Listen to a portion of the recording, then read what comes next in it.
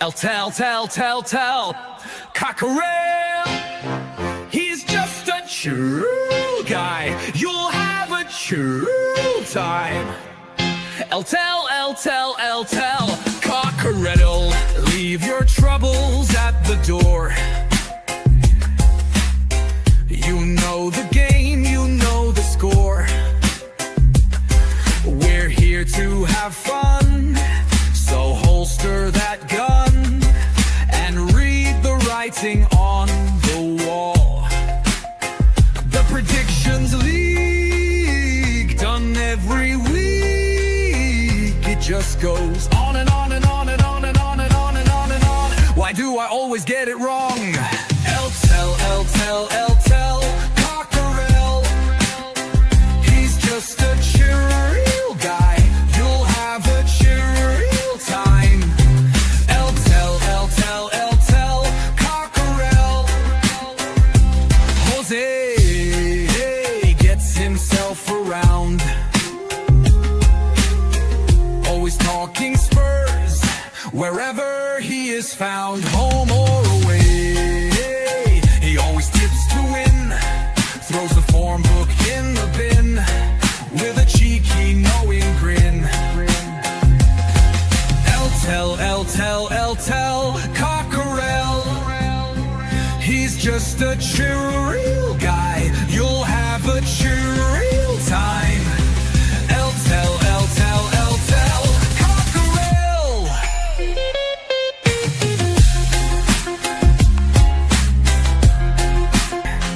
Every time I play along, tell Cockerel. The show is so chilled, your time is well filled. If you want good friendly chat, then here's where it's at. Tell Cockerel.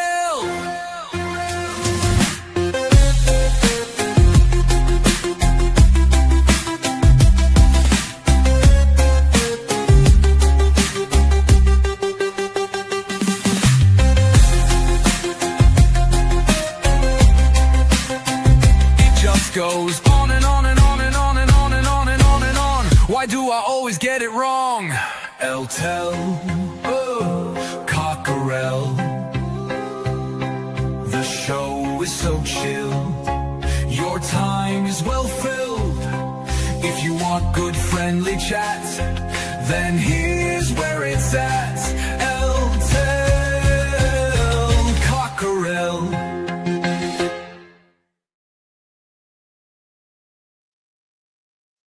Good morning, everyone, and welcome to Tell Cockerel. It's the members show. I haven't done one in a while. Saturday the 7th of June. Good morning, good afternoon, good evening, wherever you are. I hope everybody is well. I set this show up. I'm just going to give a timeline. I set this show up on Tuesday or Wednesday, and I put the link in that in the post and said we haven't done one for a while. Let's talk Tottenham. Let's get members on. Let's have a chat. So this is all well and done in advance, not knowing what was going to happen or what happened yesterday.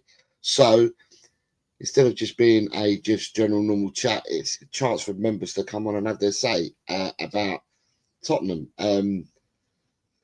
I'm still basking in the glory of being a European champion, and at the end of the day, something happened yesterday, and how people take it and how people perceive it and how people see it will be different for lots of different individuals. But as I said, you're members, and if you are members, the links I posted it, and members are more than welcome to come on and have their say. And with saying that, I already have one in the background, and I'm going to bring him straight on. Good evening, Ty, sir. How are you? Good evening, mate. Good to see you again. How are you?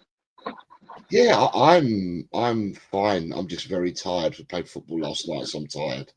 But yeah, no, I'm good. I'm all right. I'm good. Here to discuss all things Tottenham with all you lovely people. Yeah, and there's certainly a lot to discuss. Been a big 2 weeks, mate. It's been a big month.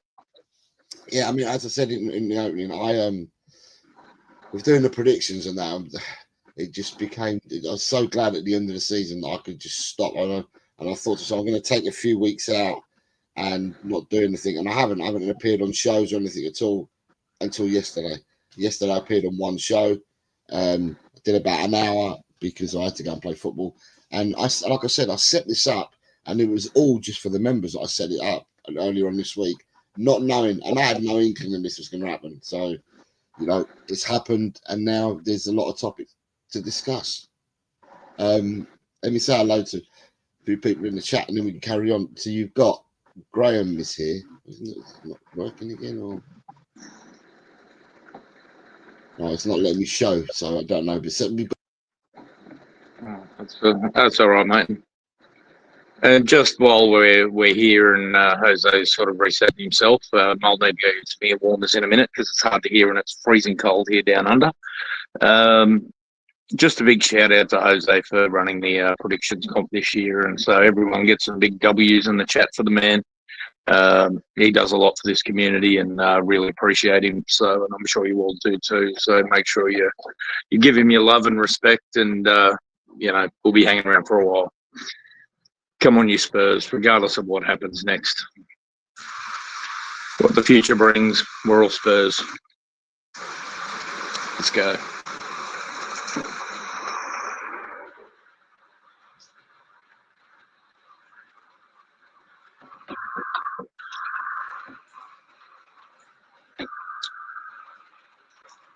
Oh God, this is a bit awkward. Why running the show? Sorry guys, nothing to add. Glad Jose. Yeah, sorry. Yeah, that's much better, mate. I thought I was in charge for a second, mate. It was all about to go. You were in charge. My internet just dropped completely, so I've had to log into a different internet now. I tried to get a message across, mate. I hope you weren't too humbled by it, but mate, you deserve all the credit you get for all your efforts this year. And I personally want to thank you, and I'm sure the chat is showing their love and appreciation right now as well. Mate, I've got to go grab some ear warmers because you're hard to hear, and it's 8 degrees here, or 45 in the old language. I'm freezing. So okay, yeah, you don't do that then. That's fine. I'm just going to say. As you can probably see, I've had the ears lowered quite a bit. I see. It probably wasn't a good idea coming into winter. So I'll be back shortly. Cheers. Okay, no worries. Thank you.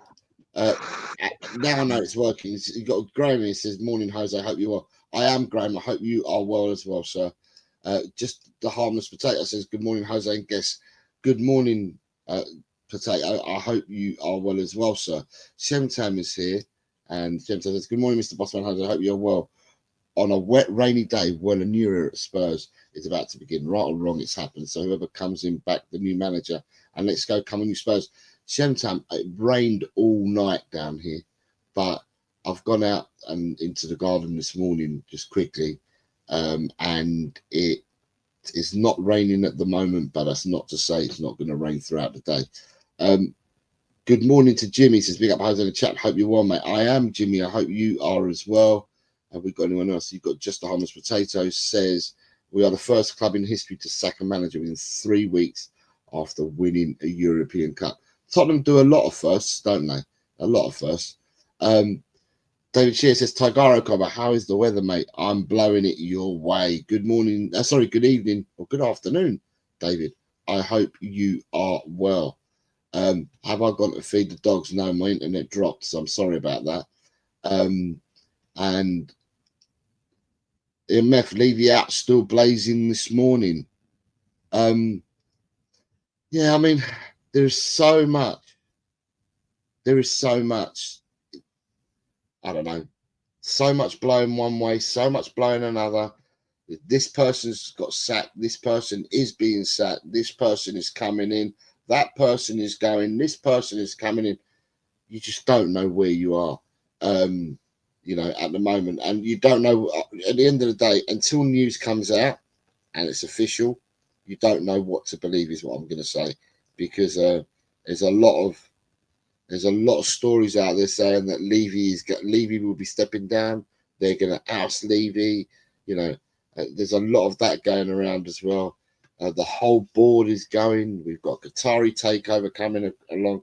You know, there's a lot of stuff that's being said. I mean, yesterday in one of the chats, I had to ask the question, although I wasn't very lively last night when I got back from football, but someone said that it was Ange, Mum, and Langer that were all gone. They said that all of them were gone. And I then looked up and it said that Ange has gone.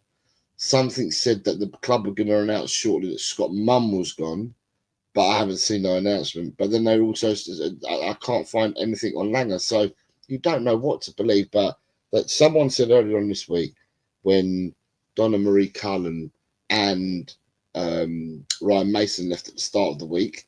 So when I set the show up, I knew them two had gone. But, you know, by all reports were saying, big, massive week for Tottenham. There is going to be big news. And I suppose nothing is bigger than the news that we got yesterday that Ange has left the club. That's the only thing. I mean, if people, I don't know what you guys think in the chat. And if members want to come on, you're more than welcome to do so. Become a member, come on. Or if you're a member, come on. But to me, Ange is the biggest news. Ange leaving, or them sacking Ange is the biggest news. Now, it won't be news to everybody, because everybody, you know, everybody has an opinion. Everyone has a thought process. My thought process, and I have to be brutally honest, is that I felt that that he was going to be sacked. That was my thought process. My thought process is I felt he was going to be sacked. However, until it actually happens, you know, and it did, it happened. You know, you feel sadness, and I do feel sadness. I don't feel like rejoicing that Ange has been sacked, because it's not just Ange. Although Ange is on a different stratosphere to the normal John Doe, it's not nice when anybody loses a job in any walk of life.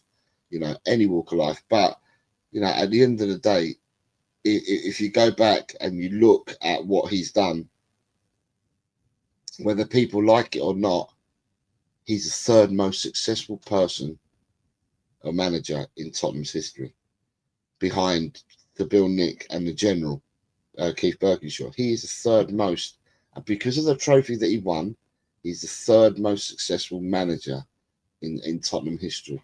And there's a lot of people that are turning around and saying that, and it is a lot of people that turn around and say, if you read social media, you know, there's a lot of people that turn around and saying, well, if the game's all about glory, as Tottenham always say, is to do is to dare, the game is all about glory, then why would you go and sack a manager who brought you that glory? So the statement the club have made, because I've had a bit more time to reflect on it, but the statement that the club have made is basically, where it was all about glory, it's now not about glory, it's now about league positions.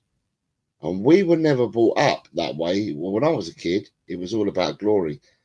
The other thing I'm going to say to people, you know, having a thought about this since yesterday, is that when in my lifetime, and I'll be 57 next month. In my lifetime, Tottenham have never ever been a league team, if you want, a title challenging team. There was 1 year in 1987 where we finished third in the league, and there was 2 seasons under Pochettino that I can remember us challenging for the league. We didn't win it, but we challenged. So in all the seasons I've supported Tottenham, which is going to be 51 years or 51 seasons, in 51 seasons, only 3 seasons out of them 51 have we ever challenged for a league title. Alas, I'm not old enough to remember Tottenham winning the league, because Tottenham won the league before I was born, or the last time they won the league is before I was born. So therefore, to turn around and say it's bread and butter, you know, and league, it just shows you how far football has changed. Because, you know, now the board and whoever the powers that may be are now valuing a positional finish over a European trophy. That's how it's coming across, you know, from what's being said and what their statement said. The other thing I will say is that I think that the statement that Tottenham Hotspur made and the statement that Big Ange made, they were not statements that were made because something happened yesterday afternoon at our time in England, because that's when it was announced. These statements look like they were pre-prepared. So I've got a feeling, and my thoughts are that the decision may have been taken, may have been communicated between both parties, but obviously because of your contractual obligations and that, you can't come out and say anything. So I think I think at the end of the day, you know, Ange knew. I think the club knew. Everybody done it. It came out the way it did yesterday, and here we are today. You know, we're talking about a series of people leaving the club, but the most high profile at the moment is going to be Ange Postecoglou.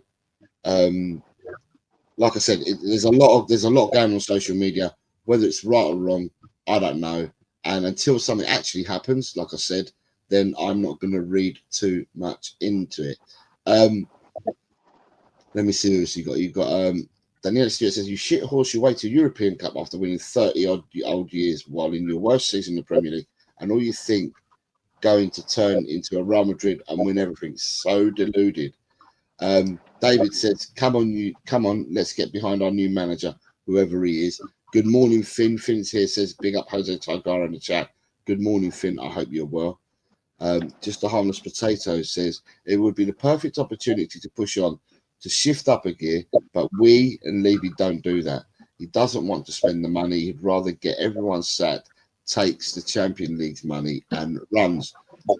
Jun is here, says, it's Elijah. Oh, hello, Elijah. Good morning, mate. I hope you're well. Says, what up, Jose? Top man. Good morning to you, Elijah. And he also says, we made it.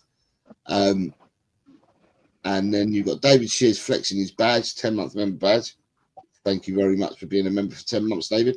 Chang has been a member for 9 months. Says, I'm preparing myself to come on in 30 minutes at 10 a.m. He's brilliant. He gives us, he's like Peter Kagayas, Chang. He gives me a time check all the time. Just a harmless potato, thank you very much for your membership of 8 months. Nice to see you here. Good morning, I suppose. This has got to be Kate. So, yeah, it says big up, so I know it's Kate. Big up, Jose and Togara. Good morning, Kate. I hope you are well. David says, no matter what Ange is ingrained in our club's history, be happy and move on. Have we got anyone else saying anything? Because people are all saying hello to each other. Jose, I'll take your point on board, but in my lifetime, I've never seen us this bad in the league. Sure, I don't see it as bread and butter, but at least not 17th. I understand it from your point of view, you know, Elijah, because obviously when it comes to the Spurs fan base, they're all different at different ages. And, you know, some people have seen maybe, I don't know, maybe 15 years of Tottenham, 20 years of Tottenham, 25. But I've seen 51 years of Tottenham. So, you know, in my lifetime, I've seen Tottenham win things. And I understand, and I did say this when I was doing the last prediction show, because it was a couple of days after the final. I turned around and said, there is a new generation who have seen Tottenham now lift a major trophy. There is a new generation out there. So you guys might be part of the new generation. I'm part of the old generation that's actually seen this done before. I'm not taking away what happened in Bilbao, because it was absolutely magical. And we were absolutely, you know, over the moon. The feeling that, you know, you go back to that Wednesday night in Bilbao, or it would have been only Thursday morning for you guys down in Australia, but to see us lift the trophy, and, you know, to see that parade and to see everything, and to see the fan base the way it was, you know, you want more of that. You don't want mornings like this morning where, you know, your club's in turmoil again, because Tottenham are in turmoil. Your club's in turmoil again. You know, we got the Spursy tag away. We can't be bantered as the club anymore, and then this all now happens, and then all the rival supporters come out of the woodworks and say, now we've got something to aim at Tottenham again. So, you know, it is what it is. David Shear, a lot of Spurs on a number of your YouTube channels. You won a trophy, great for you on the day, but come on the fan bus, was not happy last season, why he was sacked. Mr. Chimichanga will be in half an hour. Graham flexing his 11-month member badge. Thank you very much. Spurs. Graham. Razzle Dazzle says Premier League record is 31, 11, 34. A win percentage of 41%. Crystal Palace and Newcastle won a harder cup. Still didn't finish 17th. Not a bigger cup. Steve D. Good morning, Steve D. Good morning, Jose and all. And the Possum Becks on YouTube, Kate and Jim. Good morning, Steve D. I hope you're well, sir. Shemtab says, that league hates spending money. That's why I think it won't be Frank. Left eye at. He was also Paratici's choice too. Jose, I'm not Elijah. I'm just one of his most. I've just a pick. I've edited. Sorry, John. Sorry, mate. My fault. Call me New Gen in kind. I'll take it. I didn't mean it that way. I meant, just popping in real quick to smash a like up. Big up, Jose. Good morning, Vindaloo. I hope you're well, sir. Bella, the Aussie Ange hater, says, if Ange stayed in, my major concern would have been unable to manage in multiple competitions. And it's Bella. I know who it is. Nate the Ape is here, says, good morning. Philly's here, says, it's a bittersweet symphony. That's life. Isn't it just? And Daniela says, winning trophies is fantastic. We want the high. It's unbelievable. But to win trophies, we need to get guilty players. To get them, we all need to be an attractive club. This is done by league success.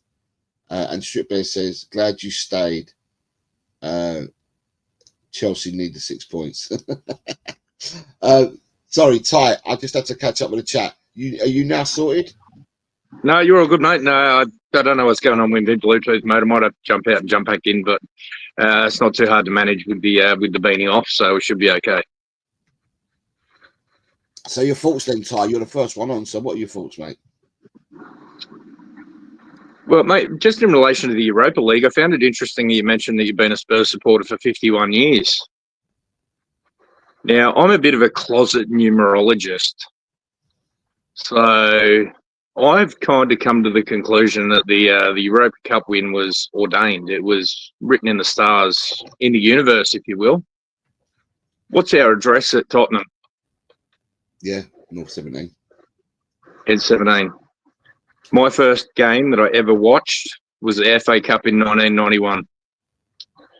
Where's our next major trophy? A different trophy. 99? No, not the FA Cup in 99. No, the League Cup.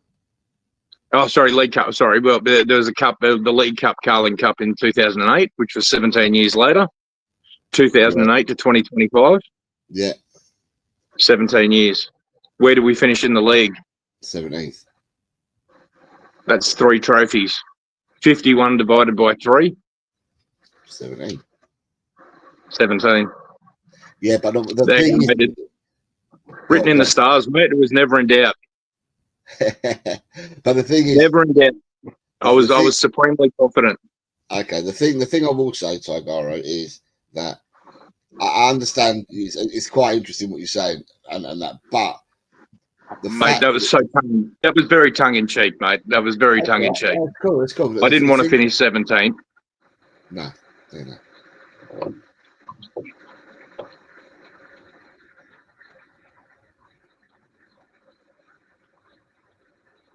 You still there?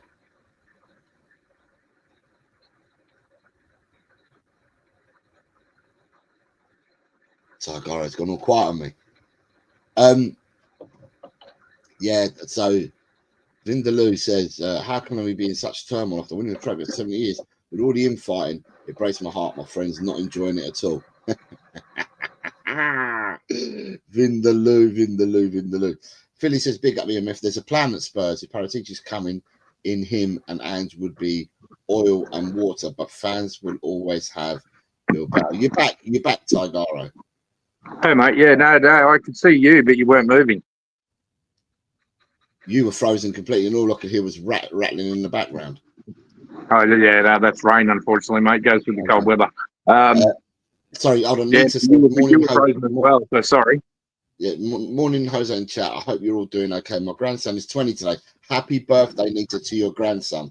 So in the Midlands to celebrate with my beautiful family, Tottenham till I die. Nita, have fun with the family. Make memories, Nita. It's very, very important. You then have Lee Whiskid saying big up Jose in the chat. Good morning, Lee. I hope you are well, sir. Ronnie is now here. Good morning, Ronnie. I hope you are well as well, says big up Jose. Henry Thong, good morning to you, says we've approached the Zerbi. However, he has rejected us. Smithy, good morning to you, mate. I hope you are well.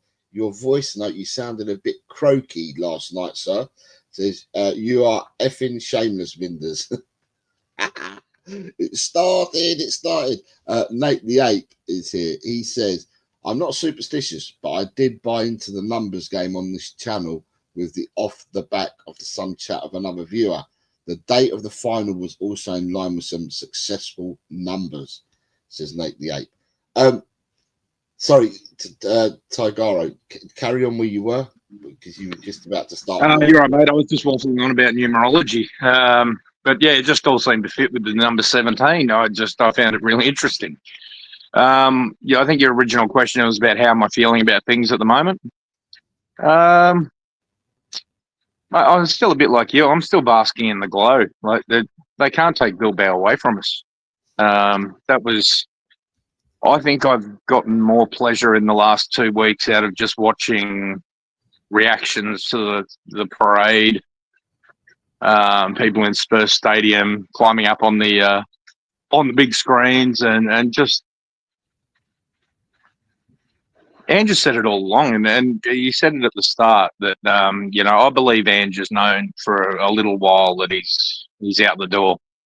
The statement he prepared was very, very well written to be released half an hour after the club released his departure. So I think he was just taking in that moment. I think the players knew as well. You could see the way they got around him, particularly Cootie. Yeah, just look, what a day! In the end, I'm a Spurs supporter. I'm not an Ange supporter. I've said it on previous streams. I am because I'm an Aussie and I really want him to be successful, and I hope he goes on to bigger and better things. But look, Bilbao is going to be something we'll remember for a long time. And I remember being on a stream last year in September when my team won the AFL Grand Final, and I said then that I genuinely hope that Spurs supporter get to feel what I'm feeling at the moment. And look, to be honest, now we have. The feeling for me was comparable, if not possibly more. It's just, look, whatever happens. Let's support whoever comes in. Let's go through the process again. Hopefully we don't get our hearts broken again. You never can tell, but you never give up. And we'll take it from there. But yeah, I think there's some changes happening, so we'll see what we'll see. I mean, for timelines for people, right? I'm going to go back. I'm going to go back to the Don Paratici, right? If Paratici is coming back to the club, right, you were never going to announce Paratici before anything with the manager. You were never going to do that. Paratici cannot start officially at Tottenham Hotspur if he comes back, because that's not been announced yet. But if he comes back, he officially can't start till the 1st of July because his ban finishes, I believe, on the 25th of June. So he can't start till the 1st of July officially.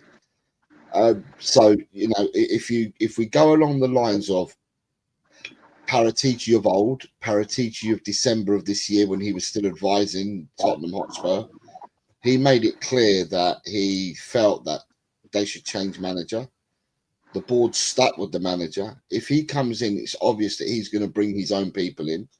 And, at the end of the day, could this be a prelude for him coming back? We don't know, because at the moment, the only announcements that have been made is Cullen, Mason, and Ange. Although there's talk about Paratici coming back, there's talk about Munn being sacked. There's talk about Levy being stepped down. There's talk about Qatari. Everything's up in the air. There's a lot of variables there, and I said yesterday on Dave Harris's stream on the Irish Hotspur, like I said, I did an hour yesterday. It's the first streaming I've done in 2 weeks, and I did an hour before playing football. And I said simply that you have got either positive or negative carnage to come, and it will be played out throughout the summer. So if you want to watch the next instalment, all you got to do is stay fixed on to Tottenham Hotspur for the summer, because it's going to play out right throughout the summer. This is not something that we've heard the end of. I mean, obviously we've now got to appoint another manager. The other thing is, sorry, I've got another person in the background. Let me just bring him on, because otherwise he'll kill me. There he is. Right, so I will introduce you in a minute, Chang. Sorry. The other thing is that with Ange leaving, with Mason has left to go, what happens to the rest of these coaches that we've had at the club?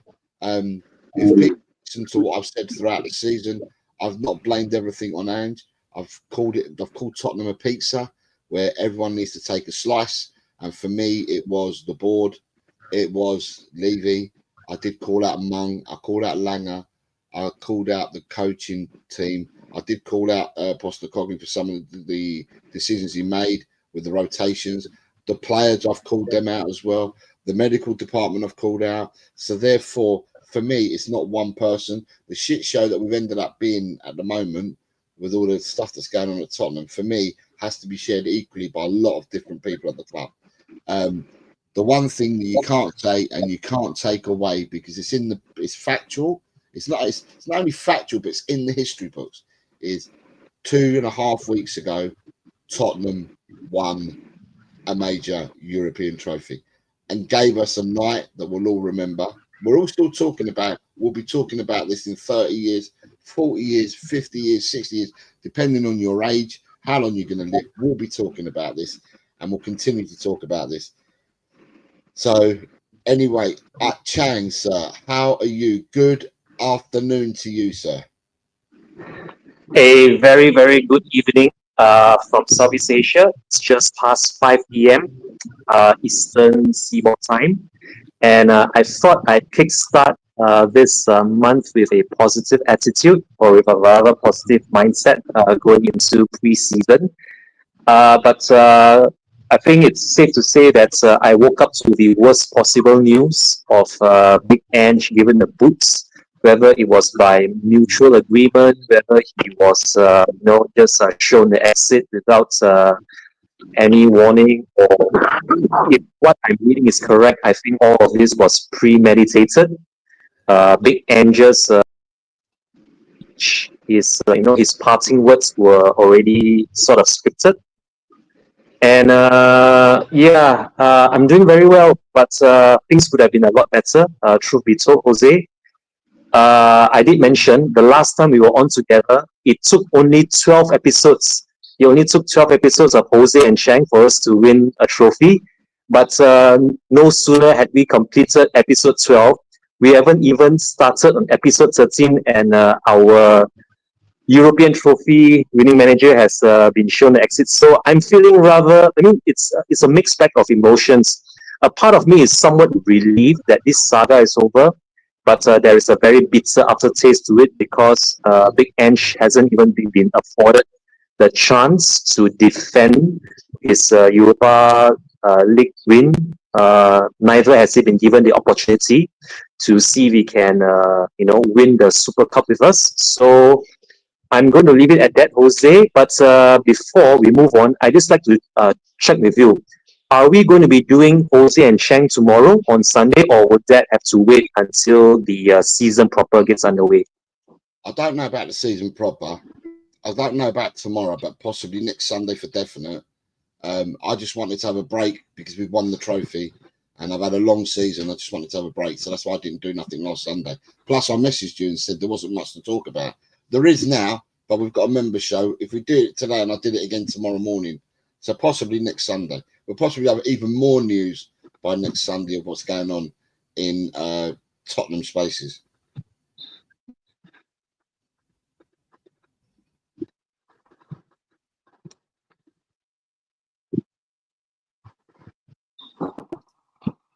Has everyone gone? Has everyone gone quiet all of a sudden? No one talking.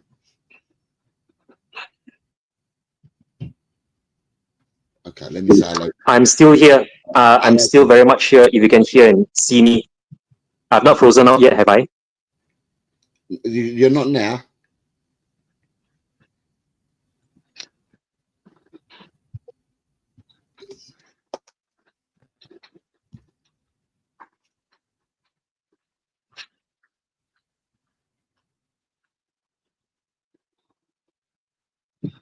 Right, let me just go and read some of the chat until these people catch up. So who we got since I last spoke? Ellie, good morning. She says, hello, Jose and Tigara. I was Ange out, but a sadness came over me and I just feel weird with mixed emotions. Christopher Inshaw, good morning. Christopher says year ending 01 was the FA Cup. Vindaloo says he's emotional right now as well. And he says he's got to go, my friends. Smash a like, people.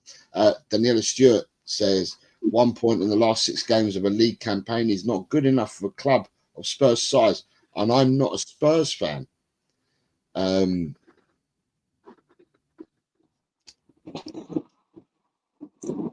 Says Christopher Inshaw says he has still got a court case still going on in Italy. Doesn't matter about his court case in Italy. His ban finishes, and he will be available. Paratici is our very own Count of Monte Cristo, says David Shear. The Aussie Ange, Abella says, I think the fan-wise, the pressure on Levy will grow because Ange had still so much backing. What do you guys think? We'll come back to that. Chem says, putting all emotion aside, it was absolutely the correct football decision. 18 months is more evidence than 97 minutes on May the 21st. Shem Tam saying hello to Chang. Hello to the youngest looking old Mr. Chimichanga Chang. Hope you and Ty are doing well. And he's out walking the dog. You've got hellos from a lot of people, Chang. Ronnie, David Shear, Nate the Ape, all saying hello to you. Morning, Mr. Kaufman. Ben is here. Good morning, Ben, sir. I hope you are well. I hope you're well today. Hope you've got a nice weekend planned, Ben. Ronnie says, Spurs approached Roberto De Zerbi in recent days, but the Italian head coach rejected as he wants to stay at Olympique Marseille. So, basically, Ronnie, right, unless you hear it from the club itself, it's all going to be hearsay, because otherwise, one ITK will say De Zerbi's been approached, someone will say that Frank's been approached, someone will tell you that Glasner's been approached, someone will tell you that somebody else has been approached, someone will tell you that Pochettino's now been approached, someone will say that Xavi Hernandez, who's my favourite, but they'll tell you that he's been approached. You know, there's a load of Inzaghi apparently has been approached, but Inzaghi's already signed for Al Hilal. But there was a comment yesterday that I saw saying Tottenham have got Hernandez and Inzaghi on the list. Hello, you're 3 days late because he's already gone to Al Hilal. So at the end of the day, I don't believe anything that these people say. If you heard me last summer, or it might have been the summer before, my likening to it was it's people walking around with AK-47s, spraying the bullets and hoping that one hits. And that's what these people do on the Twitter spaces. All these in the knows that know absolutely everything. I mean, if they knew everything, then we were getting Desiree Doué last summer. I saw a load of people saying Desiree Doué was coming to Tottenham, you know, and there's other players that I've seen come. Don't believe the hype is what I say. Just wait and see what actually happens. When the club announce it, then you know he's your manager. When the club announce it, you know he's your player. When the club announce it, you know you've got a new person here. You've got a new person there. Don't believe in all these ITKs. Only believe it once the club have announced it, is all I'm going to say. And I'm not here. I've got children myself, so I'm not here to teach you all how to do it. But just, you know, I think it's a good tip. Wait for the announcements to be made, and don't believe everything you read. Because these people, obviously, I think on the X Spaces, if you've got a certain account, which I know that I haven't got, if you get a certain amount of likes or views on your Twitter or reposts and all that, you actually get some money back for it. So that's all they're after. They're after you looking at what they're writing, you liking it or you reposting it, and they make money from it. Daniela Stewart says, I think you're right. Ange knew he was leaving when you got to the final. That is why he probably pissed off the league for the final. At the end of the day, he had nothing to lose. Vindaloo has put in a super chat. Thank you very much, Vindaloo. This is for the Andrex. Extra double quilted just in case. Have fun. Bye-bye. Vinders, you don't stop making me laugh. Romano and Frank. Romano said Frank and Silva may be Inzaghi, says Nate the 8. Bella says Scott Munn has just been sacked. I haven't seen the news. I don't know whether he has or not. I knew that there was talk yesterday about there was the club are going to make an announcement. If they've made an announcement, I don't know. But as of before I came on this show, when I talked earlier, I said that I'd been told that Munn had gone, Ange had gone, and Langer had gone, but I'd seen no confirmation, only of Ange, not of the other two. But if confirmation has now come out, then I will look at that after the show. But as I came on, nothing had happened. Jimmy Hotspur says 2-9. Frank is almost certain to take over. I did say something about Thomas Frank, and I will say this before I bring the chats back in. You've got Ben says expect the unexpected. Exactly that. Rob Belcher says, let's be honest, Spurs, like all clubs, will have contingency plans. They probably had their number one target since the turn of the year. Rob, good morning to you, sir. I hope you're well. What I will say is, in a normal world, Rob, I'm totally agreeing exactly with the statement that you've made there, mate. Totally agree with what you're saying there. However, this is Tottenham Hotspur Football Club. And by the way that we do things in the last 20 odd years, I'm not sure whether we believe in the word contingency. And I don't think we know what the word plan means either. Just me, just saying. Daniela says, the most in the nose know nothing. Exactly what I'm saying, Daniela. Exactly what I'm saying. Good morning, Grant. I hope you're well and not too sore after last night, mate. Being rejected by Roberto De Zerbi. So people that don't know, Grant plays football with me on a Friday, sometimes on a Monday as well. But we played last night. And we won, didn't we, Grant? We won. Tim says, assuming Jedinak and Montgomery will go also, coaching needs an overhaul. Nape says, do you think managers consider the treatment of previous managers when making decisions on whether to join Spurs or not? I'm going to start that one.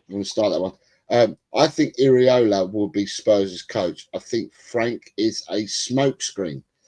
And then you've got Johnny saying, oi, oi, legends, morning. I think Levy will step down. Right. So what I'm going to say to you, I've caught up with the chat.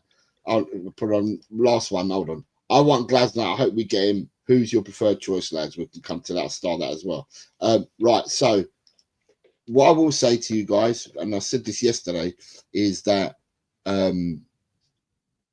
it's going to be 3 days now. 3 days ago, Brentford signed Kelleher from Liverpool, the goalkeeper. They sold Flecken to Leverkusen, and then they bought in Kelleher from Liverpool. Normally, if you go back and look at the announcements from Brentford Football Club, every announcement since Thomas Frank has been there, Thomas Frank has given the quote. As the manager, he's given the quote on every new signing that Brentford have made. With the Kelleher signing, the management quote has been given by the first team goalkeeping coach. So since Frank's been there, it's the first time that his name's not been added to an announcement. Read into it what you may, but that is factual, that is truth, because I went back and looked at it. That's what's happened. So, you read into that what you may. So, Tim says, we should have gone for Kelleher. Rob Belcher says, I think Paratici has been working his magic in the background. I guess he's not Ange's number one fan. And Christopher Inshaw says, it depends on who the Don wants. Right. So, the floor is back to you guys. Sorry, I had to catch up with the chat. No promise, mate.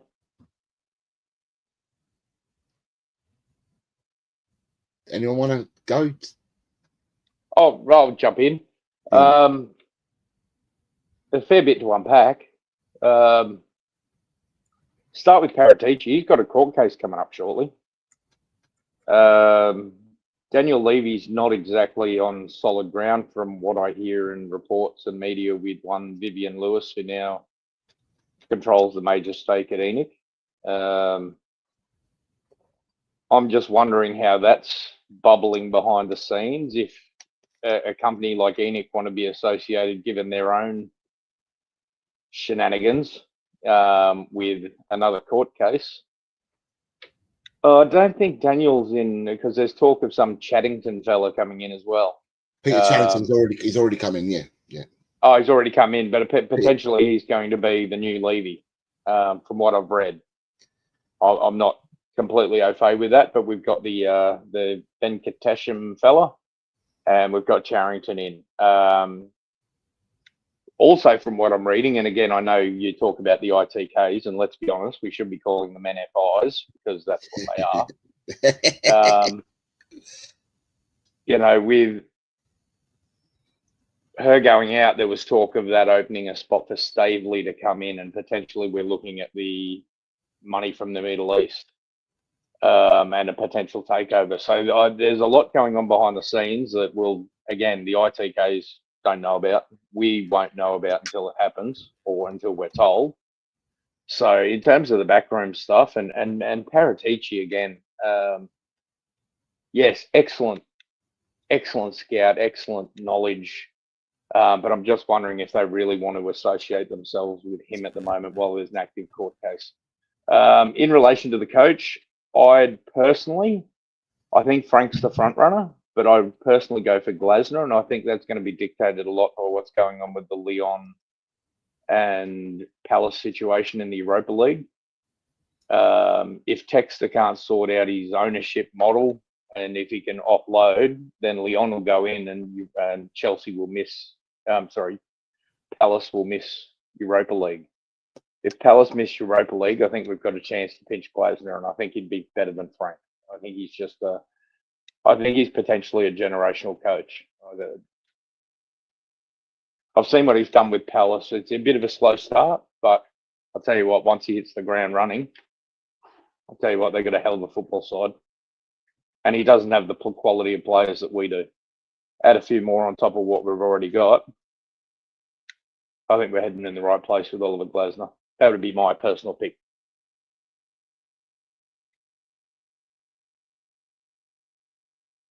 Chang, your thoughts?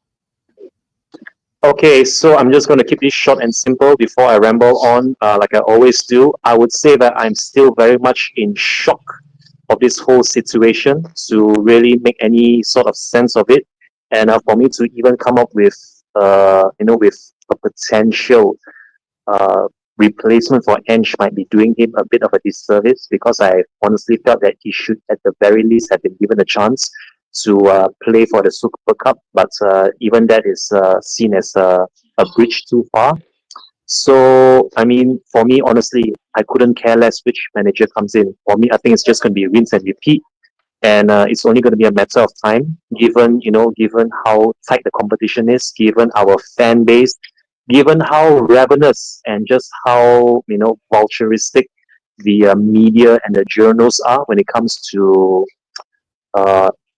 beating our manager with a stick to just get some sort of mileage for their papers, for their clickbait news reports.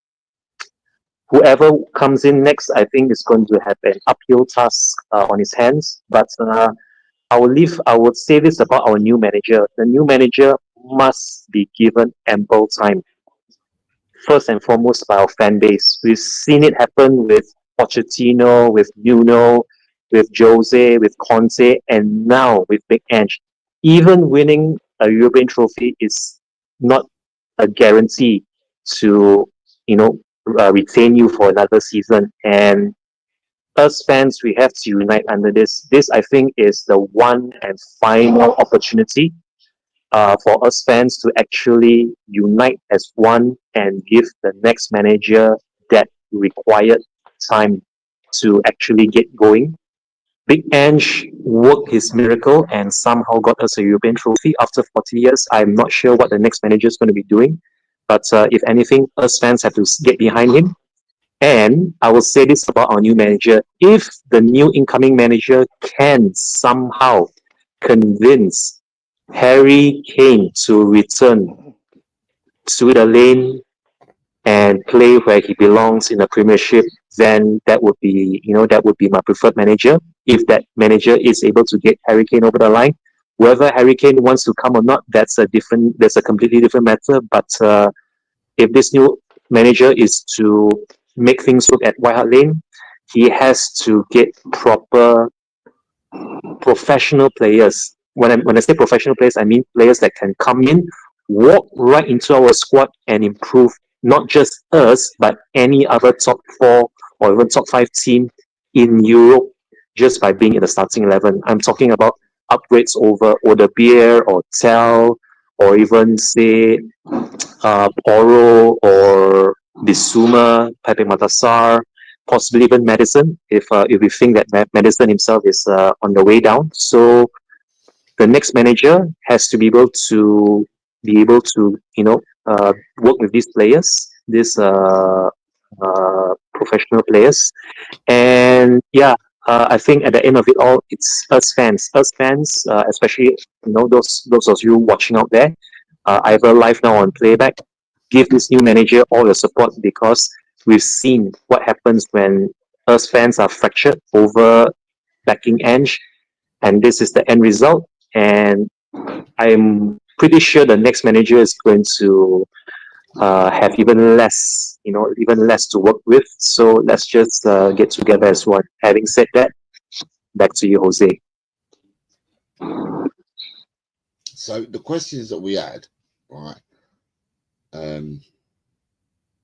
Trying to do in numbered order. So Bella says to us, I think fan-wise, the pressure is on Levy. The pressure is on Levy will grow because Ange has still so much backing. What do you guys think? Tigara? Yeah, well, mate, there was a lot of pressure on Ange, but now that Ange is gone, the gun barrel's like pointed directly at Levy. So it's going to be interesting to see what happens. Is he going to shoot himself in the foot or the face? Or is he going to make a masterstroke? I'm tending to lead toward the former because, let's be honest, he's not. From a financial point of view, he's a genius. And look, regardless of what you think of the man and his operations and et cetera, as economically with the football club, he's a master. He's exceptional. Potentially probably the best chairman in the league. From a football point of view, though, potentially the worst. That he tends to take his own counsel probably more than he should. So I think this is a situation now, particularly, look, when you see 250,000 people turning up on the high street, singing the manager's name, like that's got to put pressure on him. And I think that's now where he's getting pressure from his higher aboves. So it's going to be interesting to see what happens. Who's going to pull the trigger on him. There has been reports, and again, I know we talk about the NFIs or IPKs, whatever we want to call them. There is significant pressure on Daniel Levy right at this minute, and it's going to be an interesting watch. Stay tuned, but regardless of what happens, you know what? We had 16 days of not being Spursy, and I'm going to cherish that for the rest of my life. Now we'll see what happens. So Bella, to answer. Sorry, back to you, Jose. Bella, for me. Sorry. Chang said I was waffling before, so I'm paraphrasing, but that's the gist I got. Yeah, and I'm sure I was. So sorry, Chang. Sorry, Chang. Love you, brother. He's gone. But he was gone. He's gone. He's disappeared.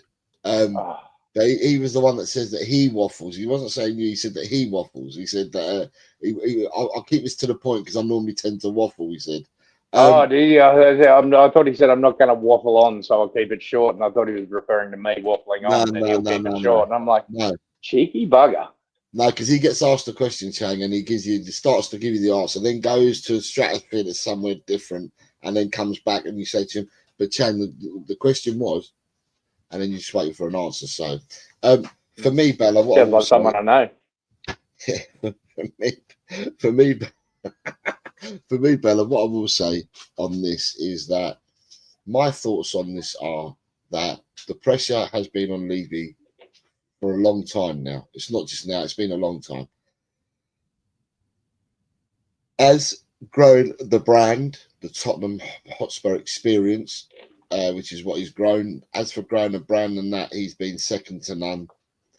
But when you look at things like the amount of money that ENIC have put into Tottenham Hotspur in the 25 years that they've been here or whatever, you start looking at it, and they've only put in, I think, reading what financiers have said, they've only put in 52 million of their own money in 25 years.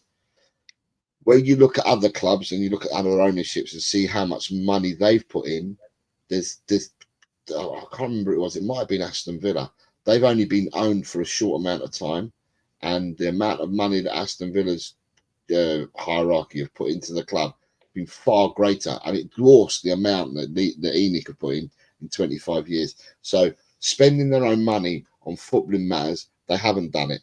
They haven't backed the club footballing side of it. They haven't done any of that at all to back Tottenham Hotspur. But to back the brand and to build the stadium and to build the hotels and to get all the corporate sponsorships, to put on fights, to put on shows, to have Formula One experiences, skywalks, and everything that they do, yeah, they've brought in loads of money. However, the money that they bring in is all the money that they bring in. For me, they're not spending it, and I'm not a financial expert, but they're not spending it on the football side of the club. What they're doing is they're spending it on the debt that they've brought to the club by building new stadiums and stuff like that. And they're just paying all that off rather than putting money aside to put in towards the football infrastructure for the team. There's a lot to pay out because we've built not only a new stadium, but we've got a state-of-the-art training centre with a hotel on site as well. So there's a lot of money to pay back. That's boo-boos. Sorry. So yeah, so to me, Levy's been under a lot of pressure. Now, you're quite right. Well, you're quite right, Tidaro, in saying what you've been reading, because you've read exactly what I've read, that says that Joe Lewis passed the reins from ENIC down to his two daughters. And so it says in the reports, one of the daughters, and you know her by first name, I don't. I'm just going to call her Joe Lewis's daughter. She apparently is anti-Levy. She is anti-Levy for the things that he's done on, or the things he's not done on the footballing side, if the reports are true, and that she would like to see Levy gone because she wants to reward the football side. And if this is true, then that puts Levy on sticky ground, because it's not the ownership of ENIC we're talking about. We're talking about the ownership of Tottenham Hotspur. Now, Tottenham Hotspur is owned by ENIC, so the daughters have got control of that. And Levy has shares in ENIC. But Levy can be outvoted, I think, if I remember rightly. Levy can be outvoted because the shares that he's got, I know the girls, the daughters' shares are far greater. So they can make that decision to oust him. And Peter Charrington has been brought in as a non-executive director, or I think that's what his title is. And they're saying that he's there not only to change things in the background, but he's also there as part of whatever the negotiations are with talking with new investors or talking about a full sale. So, at the end of the day, there's a lot of hearsay. There's a lot that's going on. We're paraphrasing we're paraphrasing what we've been reading ourselves. But like I keep saying, we've read all this. But I'm going to say to everyone in the chat, unless it's been announced, then all it is rumor, because it's not been announced. Unless you get it from the goat or the horse or whatever your favorite animal is, then it's just all hearsay. But the pressure is, for me, is on Levy. I think that what's going to happen is you've got, if you speak to the ordinary Joe public out there, and probably had lost some of the fan base, or a lot more of the fan base than what he had at the start of the season. But that doesn't mean he lost the entire fan base. People were getting a bit pissed off with the amount of games we lost. This is the normal world. I'm not talking about your social media world. I'm talking about the real world. And in the real world, yeah, some people had turned on Ange, but not to the extent that get some of the social media outlets. And I think that the night in Bilbao, where some people, let's say the Ange outers, right, the people that really Ange out are turned, out of them, I think 70% of them had turned back to Ange in because he brought us the trophy. And people then realised back then, and people were talking 2.5 weeks ago, people were saying, it ain't about the league position, it's about the glory of winning the cup, the euphoria that we've got now, and and how we feel now, what it makes us feel like, why we supported our club. And you've got all that happening at the moment, that we won the trophy. Then it all calms down because the rumours are coming out that he's going to be sacked. He finally got sacked yesterday, and I probably see more. Looking at X yesterday, after I got back from football last night, I probably saw more positive posts about Ange yesterday than the negative ones that said, yeah, about time that he's gone and stuff like that. More of the ones that I saw were exactly what I said a minute ago. The game we were told was all about glory. We were told that, it's all about winning trophies and not about finishing X in the league. And I've seen more quotes like that than what I have seen about people happy that he's gone. But anyway, I hope that answers your question, Bella. Before I go to the next question, have we got any more chats that have come in? You have got, yeah. Side Dancers here. It says, big up everyone. Good morning, Si. I hope you are well, sir. Yeah, please. Queen Ellie, I think Glasgow will respect Crystal Palace and stay for their first year in Europe. That is if they don't get kicked out, but they could end up with Conference League. Dan's here, says, hi guys, Frank has no experience managing in the Champions League. Dan, I think you're right, he hasn't. Europa League he did, but he never qualified. I think he was manager at Bromby in his early days, and they got to the qualifiers for I'm going to say the Europa League, and he never got out of the when I say the qualifiers, you get the prelim games to qualify outright. I don't think he got past them in the couple of seasons that he entered it. Christopher Inshaw, I think he's talking about when he's talking about Paratici. He says, I think he's here to help take over. Side Dancer, if the Don could bring Xavi, I would be ecstatic. Xavi is my number one pick. I've said Xavi all along. I would love to see Xavi at our club. Whether that happens or not is another matter. Yeah. Dan says, hey, Jose, big up Chang and the world famous Malaysian Spurs fan. Someone's put out, where's your light game? Smash it. Daniela Stewart says, Dan, you're right. Frank does not have Champions League experience, but Ange's record in Champions League was rubbish also. But it doesn't matter because he's not our manager now. So, that's just, here or there. Nate the Ape says, Iraola's a good shout. I think he's done very well with that Bournemouth squad. Dan Davenport says, Roberto Mancini has been a proven head coach at Manchester City and Inter and has Champions League experience.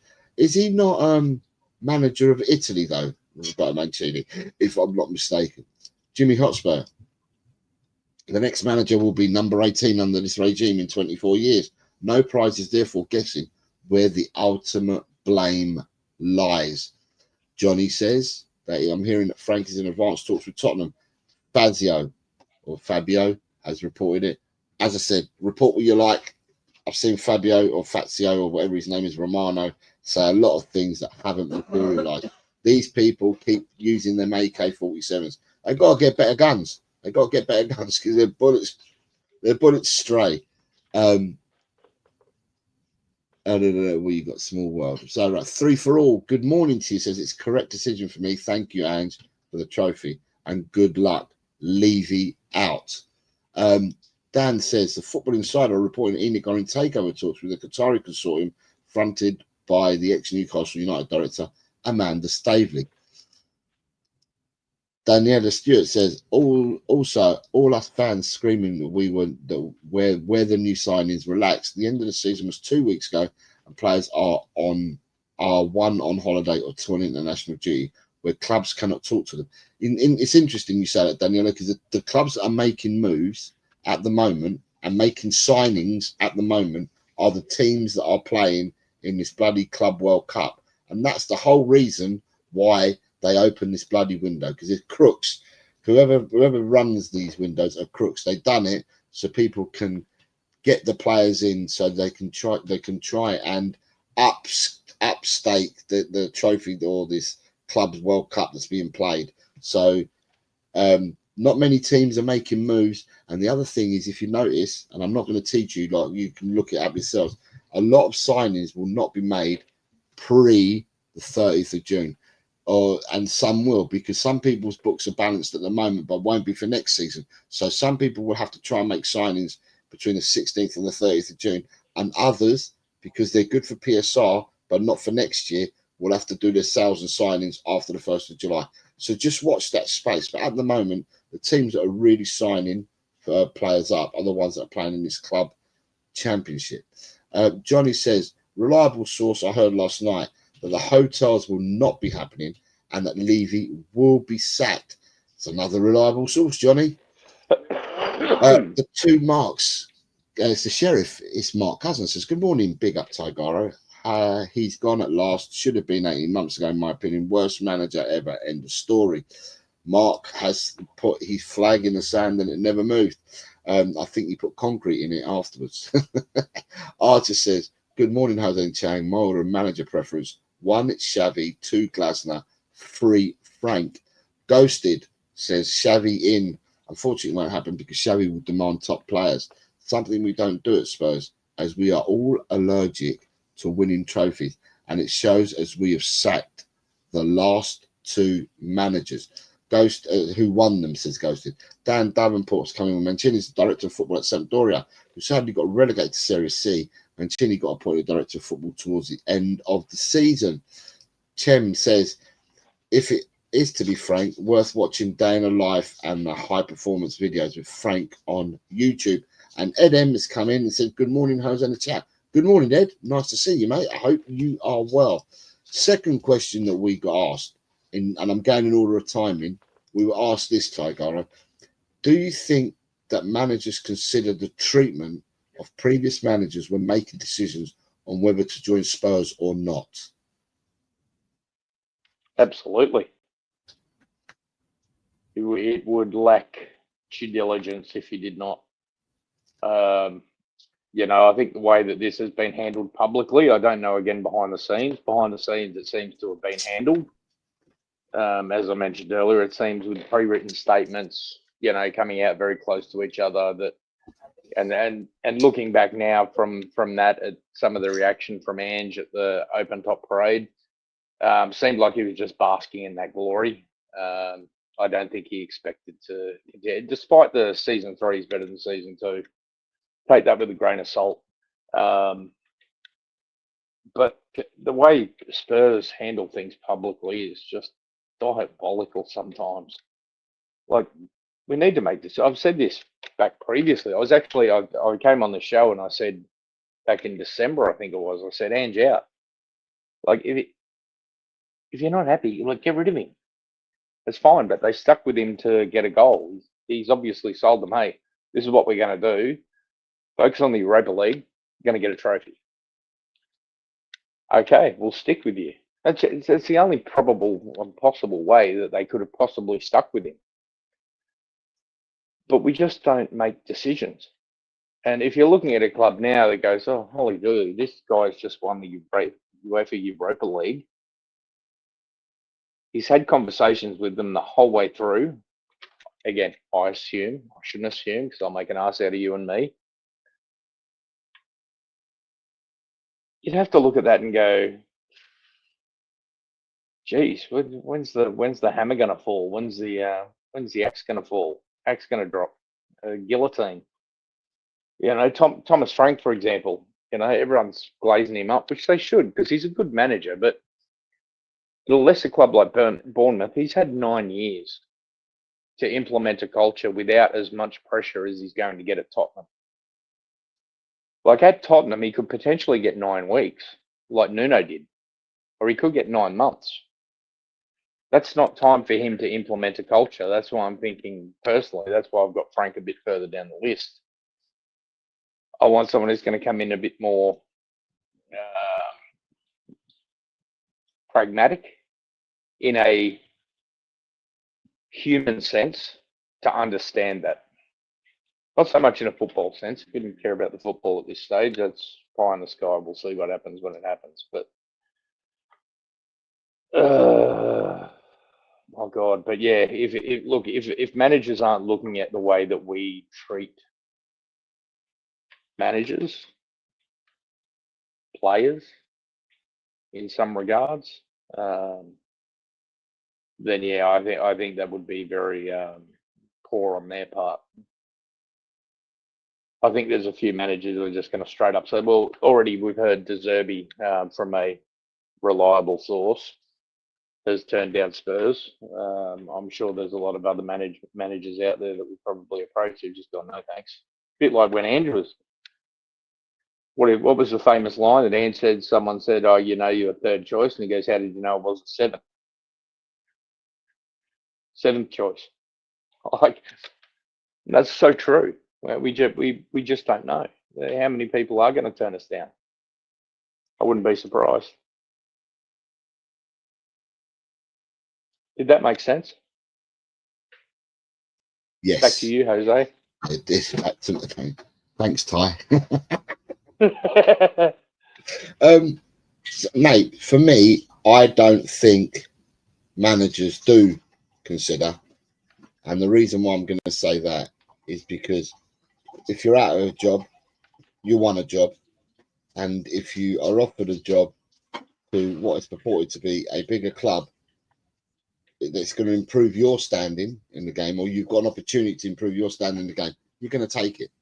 So for me, I'm actually the opposite. I just think that managers, they're a fickle bunch, and they all want to be employed. They all want to be working. And as I said, so if it's somebody that's out of work, they're going to want a job. And if it's someone that thinks that they're going to get a leg up by being to go into what's perceived to be a bigger club, they're going to jump at the chance. So for me, I'm actually the other way around in my thinking. Nate, if that makes sense. Right. It does, mate, but I just think of Nuno. Like, Nuno had a lot of credentials coming into Tottenham. Then he lasted not very long, and then he was sort of in the wilderness and he shipped out to Saudi. So his stocks actually went down. So I think now that's where, you know, they've probably got a little bit more. But I appreciate your point, and I get it completely. I understand. But he left Wolves, though, to come to Tottenham, right? So Tottenham are perceived to be a bigger club than Wolves. So what I'm saying is that he's seen what happened to Mourinho, he's seen what happened to Conte, he's seen what's happened to all the other managers and that. But from leaving Wolves, he's got an opportunity to go to what is deemed to be a bigger club, and he jumped at the chance and came to it. So this is what I'm saying. If it's people out of work, they're going to say yes because they want to work. And if it's people perceive that the club's going to be bigger and it's going to give them some kind of a footing, they're going to say yes. So to me, that's why I'm a bit opposite in about the managers considered treatment. I don't think they do. Managers want to be employed. They want to be in work. They want to improve their CV, so to speak. Yeah, I did manage at a higher club. I did manage at a higher level, or you know. So to me, you know, that's the way that I look at it. Paige has become a YouTube member. Paige, thank you very much. Welcome on board, Paige. I'm sure you was a member before. You might have just renewed, but it's come up that you're a member. So thank you very much, Paige. We then have, I think we might have touched this. I've got 3 more questions. But we've got, I want Glasner. I hope we get him. Who's your preferred choice, lads? Yeah, well, earlier I said Glasner because I ruled Xavi out because as much as I want Xavi like you do as number 1 choice, I don't think he's coming. I think if the Texter Crystal Palace Europa League thing doesn't work, I think he's the one for the picking. So that's my choice. So what I'm going to say, for me, it doesn't say realistically, unrealistically. It says who is your preferred choice. For my preferred choice, without a shadow of a doubt, and has been for donkey's years, for a donkey amount of time. For me, it's going to be Xavi. If it's my preferred choice is Xavi. Whether he comes, doesn't come, or whatever, that is my preferred choice. I'm not going to turn around and say, well, he ain't going to come, so if he doesn't come, I'm going to. It's my preferred choice. I want Xavi. Whether that happens, didn't happen, or whatever, he's the one that I would like to manage Tottenham because of all the things. All right then, Xavi. Alex You've won me over. a few minutes, Jose. You've won me over. It's Xavi, 100%. All right, so we're saying Xavi then, Ellie, because they are the preferred choice. I'm going to say, let me say hello to a few people in the chat before I go. We've got 2 more questions. People have been putting the questions in today, which is good. Right, so I have got to. Where did I get down to? Because people have come back in. Here we go. Right, got it. So you've got Colin B's here. Says good morning, Jose and guest. Frank is your man. He's not my man, Carl. It's not my preferred choice, but I understand what you're saying. Paige, I'm catching up with the chat. Says afternoon peeps. Jimmy Hotspur says exactly, Chem. Said it numerous times yesterday. Sheriff is saying the number one problem at Spurs is and always will be Levy. Hopefully he's the next out the door.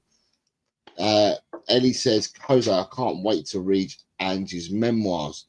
Then you've got LM says, what a great way to leave as a UEFA winner. It's better than being hounded out. Ange can move on to his next job with his head held high. Jessica, good morning, Jessica says, if it is Frank, I hope he brings his coaching team. We're going to go back to that because the coaching team is important. David Shear says Potter was doing well at Brighton within their club. Then Chelsea came knocking. Good morning, Daniel says big up. Good morning, Dan. I hope you are well. I hope you're well, sir. LM says whoever it is, they have to bring their coaching team. David says Ange will never manage the Socceroos again. Tony Popovich is a good manager. I've started the question, and I was going to get Tigara to answer that still. But Scott Park says the scummiest part about all this is that Levy would have agreed to the EL being prioritised. Otherwise, he would have been sacked before. He still sacked him after celebrating with a win. Sheriff says we will get someone until next summer. Then Poch will be back. I'm not too sure because you're not going to give someone a 1 year contract, are you? If you're going to bring another coach in, I would have thought they'd probably give him 2 years minimum or more. LM says, wouldn't be surprised if Ange goes back to Japan or tries the Spanish league. Queen Ellie says, our club, do they really want to win trophies? I'd say categorically no. We want to qualify for the top prize money, Champions League. There's little ambition at our club. We've seen what Levy prioritises. Jimmy Oxford says, I understand what you're saying, Jose, but if you're being offered double or triple your current salary, you would go because even if you get sacked quickly, you still get paid off, which is more or less what I'm saying, Jimmy. People want to be in work.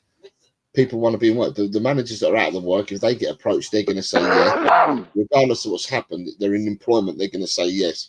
And the people that are what are deemed to be lesser clubs, they're going to take the opportunity because it's good on their CV. If they do if they do hit it off and they do well, God, don't half boost them as a person, doesn't it? LM says the one with the best CV would be my preferred choice. That's Mancini, but I like the idea of Xavi, says LM. Kate says, I wish Ange had just quit at the trophy parade. Let him have the last FU. Look who's here. It's Drula, Champion Drula. Sorry, I address her by her name. Champion Drula. She's here. Says, morning, Jose, Tigaro, and the Coggle crew. I hope you and the family are well, Champion Drula. I reckon Ange will call his book I Told Them. Yeah. Good.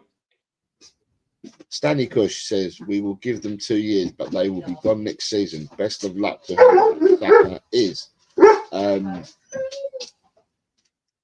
Poch will be the man after the next coach, says Kate. I think a manager gets a minimum of 2-year contract. Kate also says, I'd love Mancini. That should have said it. Says she would prefer Mancini. Paige says, if he's part of the rumour mill, just don't go for Farioli. Was not all that at Ajax, but with a 9-point lead to win the Eredivisie for PSV. And Paige is out in Holland, I believe, so she knows the stuff. The champion Druder says the game is about glory too. The game is about top 4. What I will say, Tigaro, with all this top 4 business and stuff like that, top 4, you're right in what you say, right? In what people are saying, that the way that they've come out and spoken, top 4 is the prize that they've won. They've won continual top 4 places. But some people have been saying top 5. If the English clubs do not do well, even though they've got 6, they've got 9 in total in Europe next year. Let's say for argument's sake that the English clubs didn't do well, and that teams like Spain, who've got 5 places in the Champions League next year, because the 2 top performing teams for co-efficiency points were England and Spain, so they both get 5. Obviously, Tottenham won the Europa, so that got the 6th place. If teams do better, than what if teams do better than what the English teams have done, then it doesn't matter about 5th place the following season, because you won't get enough co-efficiency points to qualify for the Champions League, and it'll be top 4 again. So at the end of the day, it is what it is. But yeah, the statement yesterday was damning, because the statement basically said what we've all been led to believe. And like I said at the start of the show, I've grown up for 51 years supporting this club, and it's all been about the glory, is what the club are all about. There is doing about glory Tottenham Hotspur. And as I said already, for me, there's only 3 seasons in my 51 that we challenged for the league. Twice under Pochettino for 2 successive seasons, and once in David Pleat in 87 for me. I think it was 87. Might have been 85. But anyway, 3 seasons that we did. So the bread and butter of the league was never there. We were always a cup side. So with that being said, that we were always a cup side, it's just weird looking at their statement that came out yesterday. But it is what it is. You've got, I don't know if I missed anyone. Philly, my good friend Philly says Spurs desperately need a coach to train the likes of Archie Gray, Lucas Bobo, Ajayi, Sarr, and many others. Their development is important, and Frank has a history of improving players. He does have a history of improving players, but people that have gone back and looked at Frank, and with youngsters, Frank at Brentford has only in 4 years that he's been. Has he been there 4 years? Or no, he's been there longer. But since Frank's been there 4 years, but they've been in the Premiership for 4 years. But since Frank's been there, he's only ever developed under 21 players. He's only ever used 7 in 6 seasons or whatever he's been at Brentford. He's only ever used 7 in all that time. We have got a shed load of youngsters. So, at the end of the day, it remains to be seen what happens. Kate and Jimbo. Kate says, not enamoured by Frank and definitely not by Iriola. And she says, only way I'll be happy with Frank is if he brings in Bremer or Wissa. You then have Archer says, I believe Ange our 4th longest serving manager under Levy and Enid. After Poch 5 years, Redknapp was 4 years, and Yol 3 years. Jimmy says, Kate, please watch the 2 podcasts from Frank. They're fascinating and may change your opinion on him. David says, hope we all get behind this incoming manager, whoever they are. Coys, says David. Kate, Queen Ellie says, Kate, that would have been one hell of a FU, and would have loved to hear another way in Greek calling Levy Avlaka Malaka. I take it that's a term of endearment, Ellie, by the way that you pronounced it for us. Kuva, good morning, sir. I hope you're well, mate. Nice to see you. It's a long time. Hope you're well, sir. Says Big Up All. I wanted Ange to go, and winning a trophy is an incredible send-off. The fans got something, Ange got something, the players got something, and the pressure is back on Levy where it belongs. Good morning, sir. I hope you're well. Nice to see you, Kuva. I hope you and the boys are doing well. Finn says, when you look at the recent sacking statements from the club, Poch, Mourinho and Conte, there's always been a soundbite from Daniel Levy. His name wasn't even mentioned in Ange's announcement. There's a lot going on, like I said, but, you know, at the end of the day, there's a lot going on, but what I will say is don't believe anything until Tottenham Hotspur have released it, because everything is hearsay. People are talking this, that and the other. Please allow the club to make the statements, and as and when they've made the statements, we'll go from there. Ed M says, Jose, when are you on the 2 March show doing your time? It's on. I've recorded it already, Ed. I've recorded mine. Just don't know when it's going to be released. That's down to the 2 March. But I've recorded mine. I had fun doing so. I think that I might have gone on the longest, to be honest with you, because I talked about every single player in the world when I was doing my selection. So Brentford don't have a youth setup, do they? I don't know about a youth setup, but I know that Brentford have got a B team because they bought Beckham's son, didn't they, from America to go into their B team. So they have a B team now. The B team might be like an under 23s or something like that, but I'm not sure about youth team. But they've definitely got a B team at Brentford.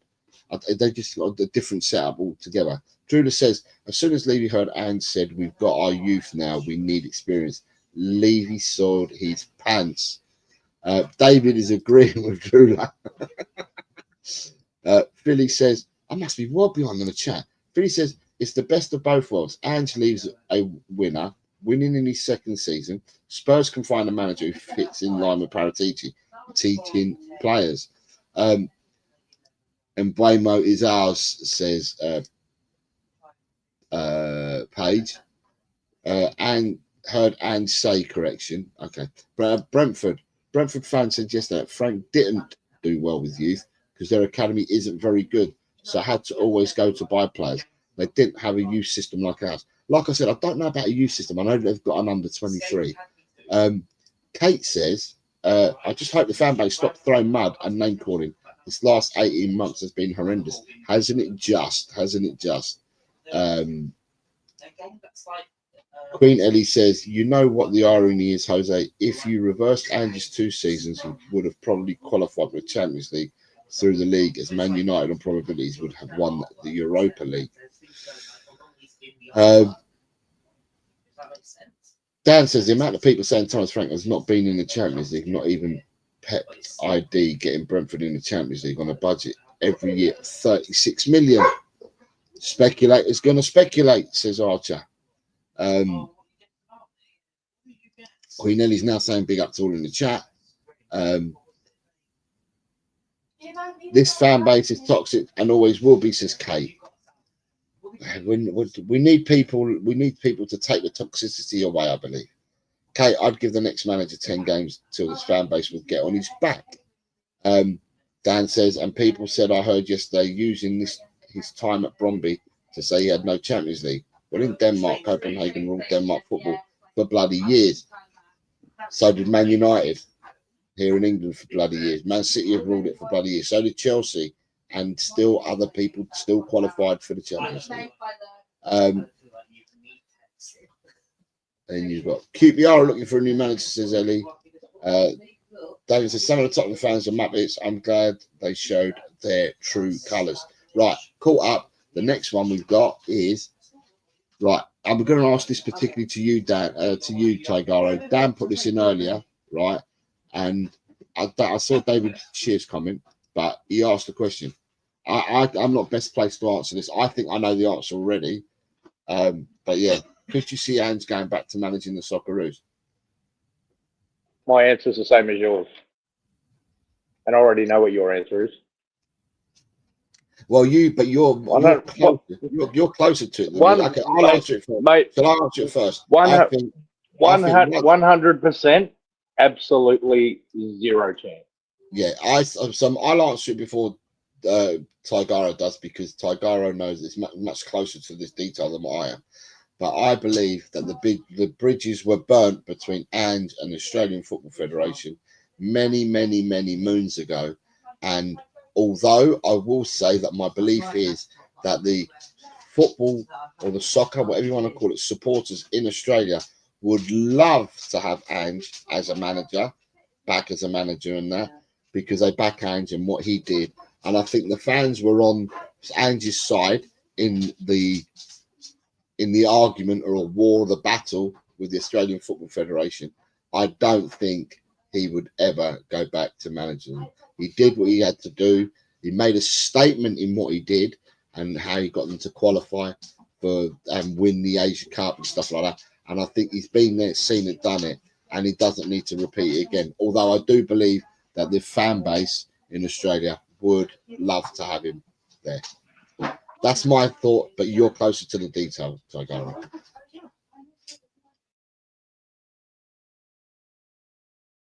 Football Federation Australia. Frank Lowy at the time and David Gallagher was the chief executive. Yeah, they did him dirty, and he.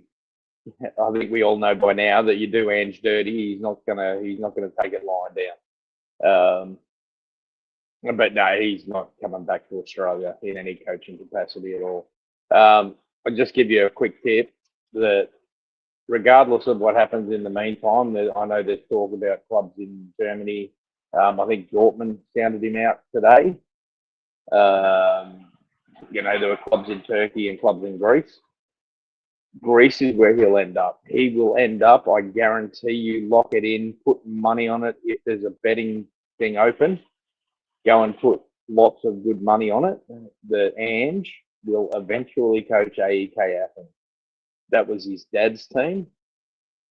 That was his childhood team. He has a close affiliation with Greece. His son's in the Greek Hellenic forces.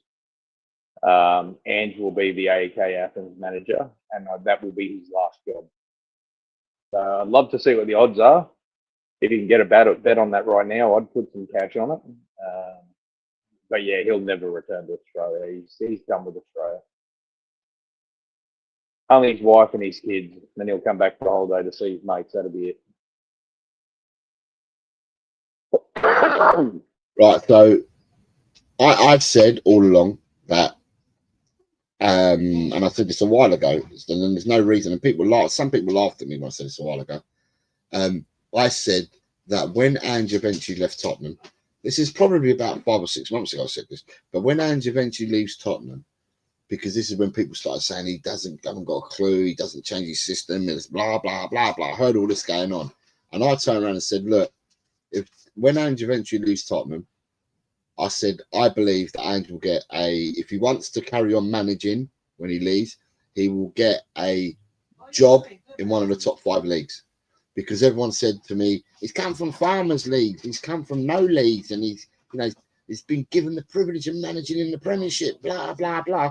And I said, yeah, but managing and what he's done, this is a long time before we won a trophy. It's about 5 or 6 months ago. I said, he will get a job because people will see what he's done. People will see the style of football he plays. People will see what he's done. And I think that he will definitely get a job if he wants to continue to manage it, because obviously there's that age. He's around 60 now, I think.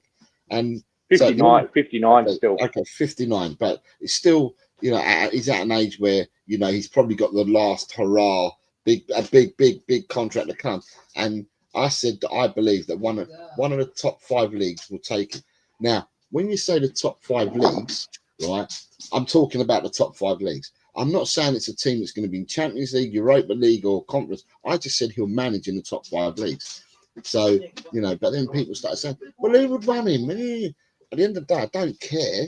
I just think that his stock is that high that he will get a job in the top 5 leagues. And I stand by that, unless it is what you just said, that his dream, and for family ties and stuff like that, his ambition would be in the end to manage AEK Athens. Then who knows, he might take that job on, and it's not the top 5 leagues. But if he's got another job in him before the AEK Athens job, then I believe he gets hired in one of the top 5 leagues. And I said this about 5 or 6 months ago, and I stand by that. Like I said, it's down to Ange. We have got loads of chat before. I've got one more question that we've been asked. And I'd just say on that, mate, I agree with you 100%, whether it's England, Spain, Italy, Germany, or France. Someone will come calling for him. But like I said, I can't lock this in any further. He will coach AEK Athens before he retires from coaching or managing. Yeah. Back to you, Jose. Edem says, I don't want Frank. I'll just have to accept it and give him a season.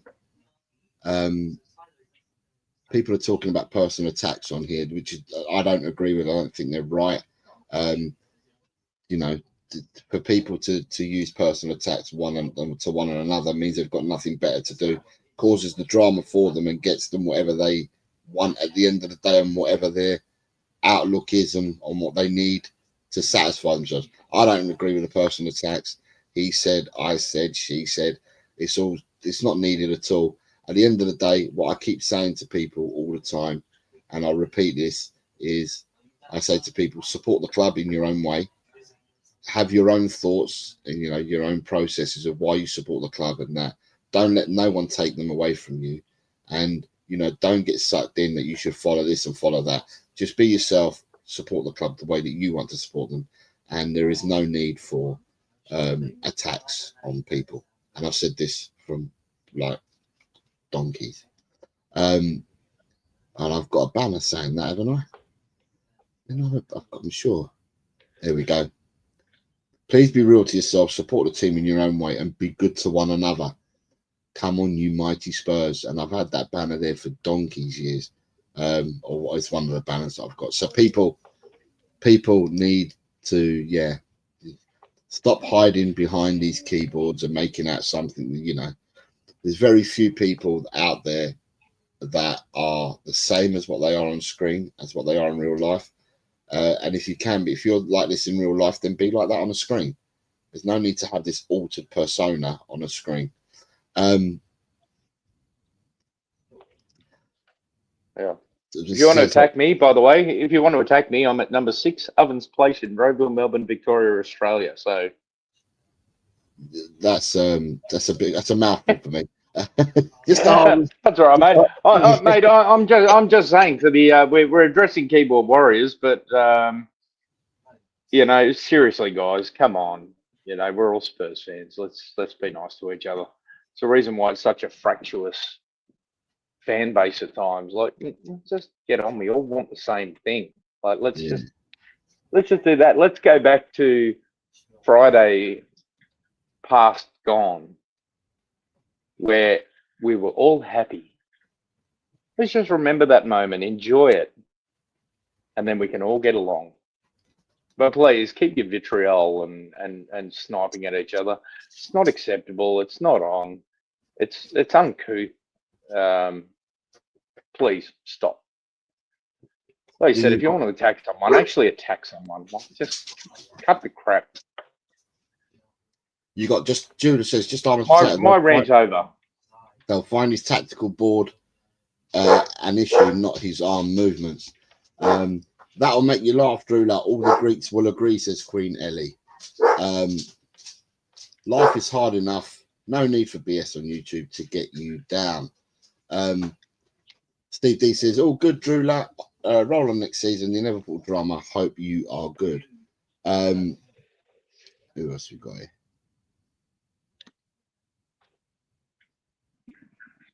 David Shear says, many of us Aussie Spurs fans to move on, we don't do that. Come on, you effing Spurs.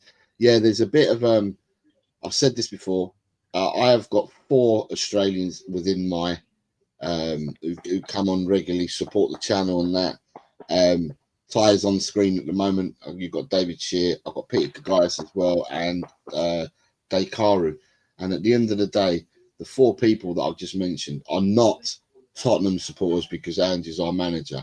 These guys have had their own stories. If you watch my channel, when these guys have come on, when we used to do guest corner and stuff like that, and we asked people why have they when did they start supporting Tottenham? You find that some of these people supported Tottenham back in the 80s, some people in the 90s, but they've supported Tottenham for well before Enoch were here,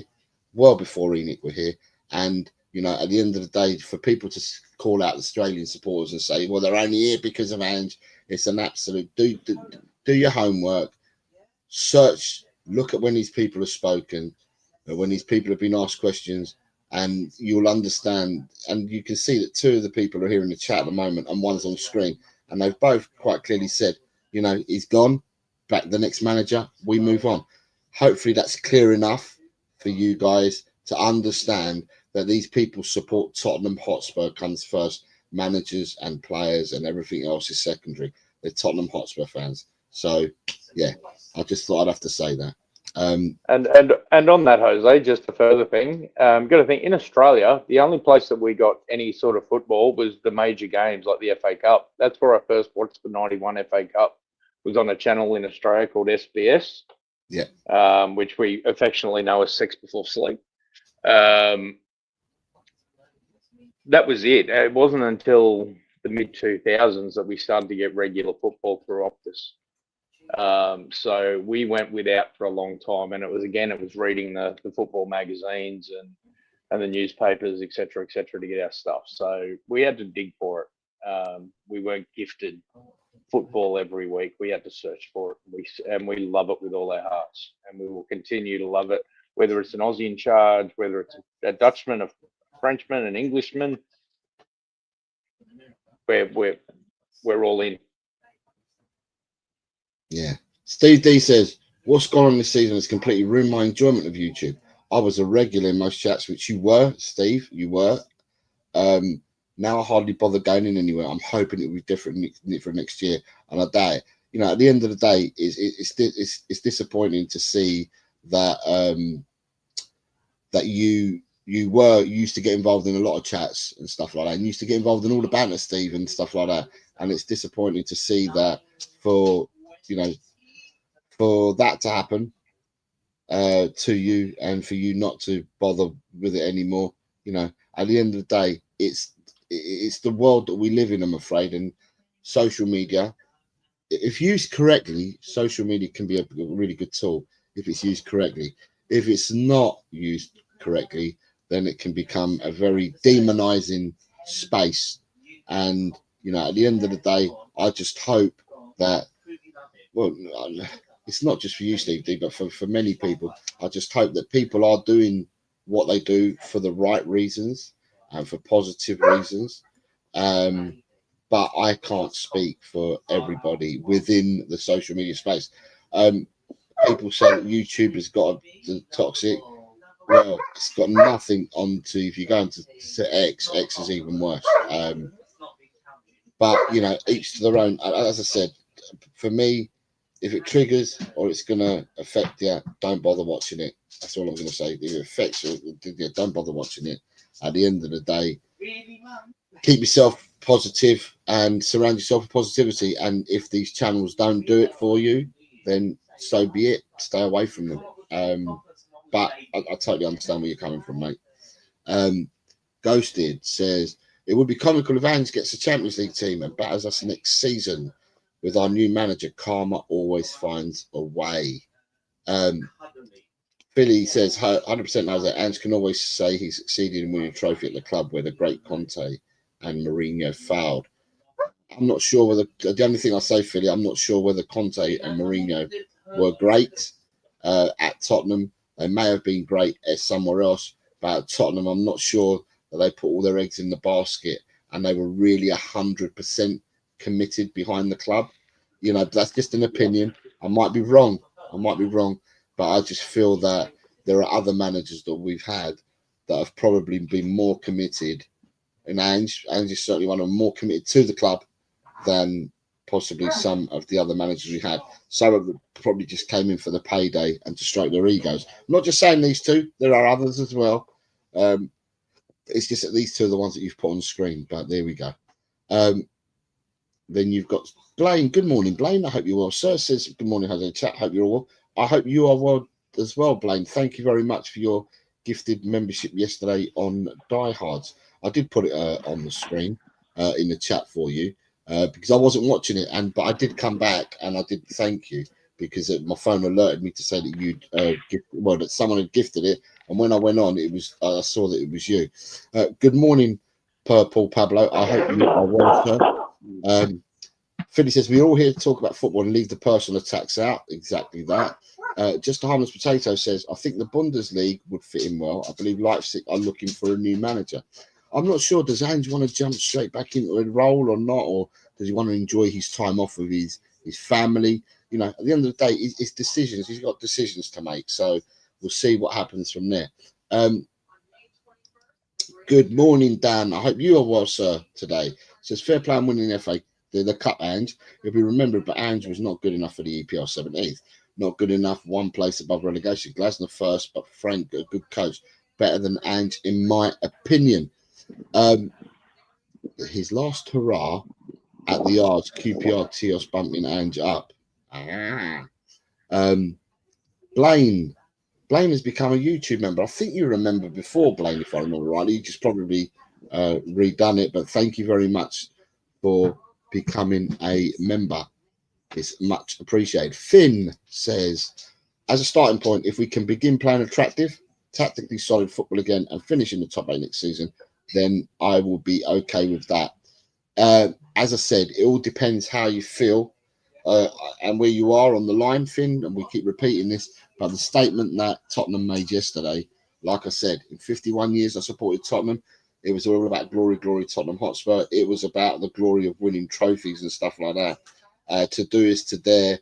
And the statement that came out from the club yesterday is that obviously that's not enough for them. We now need to finish in the top, whatever their number is dictated by the people in the background. We need to finish there. But if you finish there, unless you finish first, you don't get a trophy. So I don't know. The statement that the club put out yesterday, whether it's the right reason or the wrong reason to relieve Ange of his duties, I don't think the statement has helped out Tottenham Hotspur. That's all I'll say. I wonder how many people were generally protesting Levy out or was just there because of Ange. If we don't sign any top players and just kids, I expect the same, if not a bigger turnout on the next one. Jess is here. Good morning, Jess. I hope you're well. Says morning all. Morning, Jess. I really do hope you're well. David Shear says, I've just lost my mum last month. It puts life into perspective. Love you guys. We're from all walks of life. Love you all. I spoke to David yesterday. His mum's funeral was last week. It's went well, or as best as it can be, should I say. And the family are united, which is the main thing. And David has an elderly father who also he needs to keep an eye on as well. So, you know, my thoughts are still with you and your family, like as I said to you yesterday, David. David's my favorite. Queen Ellie says, Dave is my favourite Aussie. I love you, David Cobbett, and what a great Spurs fan you are. Lee says, back again, morning. Oh, didn't even know you'd left, Lee. I thought you was in the background, just listening. But nice to have you here. Nice to have you here. Kuba says, is agreeing with what Steve D said earlier. I know what you mean. I was only a couple of years ago. You could have an opinion and talk to people who didn't share it. Now you have to be labelled and hated for it, no matter which side. Disappointing that. But yeah, that's the world that we live in. Right, moving on. The next question that we had is, or the last question that I've got, I starred, was from Stanley Kush says, how did Frank finish with Brentford over the last 3 or 4 seasons? So Brentford have established themselves in the Premier as a Premiership League club because Frank was obviously with them in the Championship from when they came up. But in the last 4 seasons, Brentford have finished 12, 9, 16, 9. 13th, 9th, 16th, and 10th. So I don't know. He's asking the question. He's asking the question. There's your answer for you on that. So that I've caught up with the people that were putting questions in. So hopefully we've answered them. Simon Cohen, good morning to you. Says a lot of noise at Silver has got the job. Like I said, what happens now is, or what's happened, the circus that is called social media. In the sense, when I'm talking about social media, I'm talking about X, and X will tell us this is happening. So with X, we'll go back again. With X, apparently Frank's coming, Silva's coming, Glasner's coming, Iraola's coming, Xavi's coming, Inzaghi's still coming, although he signed for Al Hilal three days ago. As I said, I saw a tweet yesterday said that we're looking at Inzaghi. So you've got that. The managers. So everybody's spraying their AK-47s, and the bullets are landing on different managers at the moment. There is talk about Langa is I've just seen Ben's comment. It's just making me laugh. Right. Langa is going. Scott Munn is going. Although someone has said that Scott Munn has been announced somewhere, and since we've been on the show, I've not gone and looked, so I'm not too sure that's correct or not. But you've got all this happening, right? You've also got that Levy's leaving, that somebody else is going to be taking over, that we're going to be bought out, whether it's a minority investment, whether it's a full investment. There is so much. There is so much going on and so much coming out. But as I said, with anything that we're talking about, I just say to people that what you need to do is just, when it's announced, then go from there. You know it's been announced, and by the club, then you know who's your manager, who your player's going to be. The other interesting thing, though, Tigaro, is, I mean, we can only give our opinions, but I'm going to ask you, with Ange going, and bearing in mind that Ange doesn't bring coaches to the club, supposedly, that means that, although in saying that, 2 coaches from Hibernian were brought in, Raimundo and the other fella were brought in during Ange in the second season, but all the others that were in the coaching, all the others in the coaching team were there from season 1, and we know Mason has gone, but then you've got Matty Wells and other people, Yedi Minalak and some others. With a new manager coming in, because these are supposedly Tottenham coaches and not coaches with the manager, because when the manager leaves, you normally pay out the manager and the coaches. Do you think that a new manager coming in brings his own staff, or do you think penny pinching Tottenham would say to a new manager, no, you've got to keep some of the coaches that you've got there already? How do you see it? Oh, it's a good question. Without knowing Frank's or whoever the new coach's sort of MO is, hard to tell. I think Matty Wells is safe, regardless. I think they're going to have one. Raimundo, Colin Montgomery was the other one when you were mentioning. I think Millet had that could find his way back to Villa. Sorry, the cold wind here's really got me, mate. Bear with me. Okay. So when I'm asking that, some people are saying, Ed M is saying the latest news is Marco Silva's close to being announced. Well, that would make it interesting, because if Marco Silva's close to being announced, why would, for the first time ever, and I'm talking first time ever, when Brentford has signed players, they've always put out a statement on the new signings, and it's always been the footballing statement has always been made by Thomas Frank for anyone that's ever been bought by Brentford since he's been there. And yet, when they bought Kelleher 3 days ago, the footballing management statement was made by the first team goalkeeping coach, which is the first time that Thomas Frank's name has not been put against the new signing. Now, I don't know, and I'm not a conspiracy theorist, but it just makes it interesting that that's happened, and now people are saying that Silva's close to being announced. Then what's happened to Frank? Or is there a merry-go-round going on that I don't know about? I mean, or that none of us know about? I don't know. You've got Jesse saying, well, you know where to come if you want some fun. Sometimes, yeah, Jesse's got a lovely channel over there. So, yeah, I'm sure that everybody here that I've got in here at the moment supports Jesse's channel and follows Jesse's channel, but she's absolutely brilliant. Her and her crew are fantastico. Spurs 63 says, sorry, folks, just returning Now, family have gone. Hi to Ben, Jess, Drula, Ellie, Wizzy, and all. Thank you for coming back, Graham. Go on, Tagara. You got your finger up.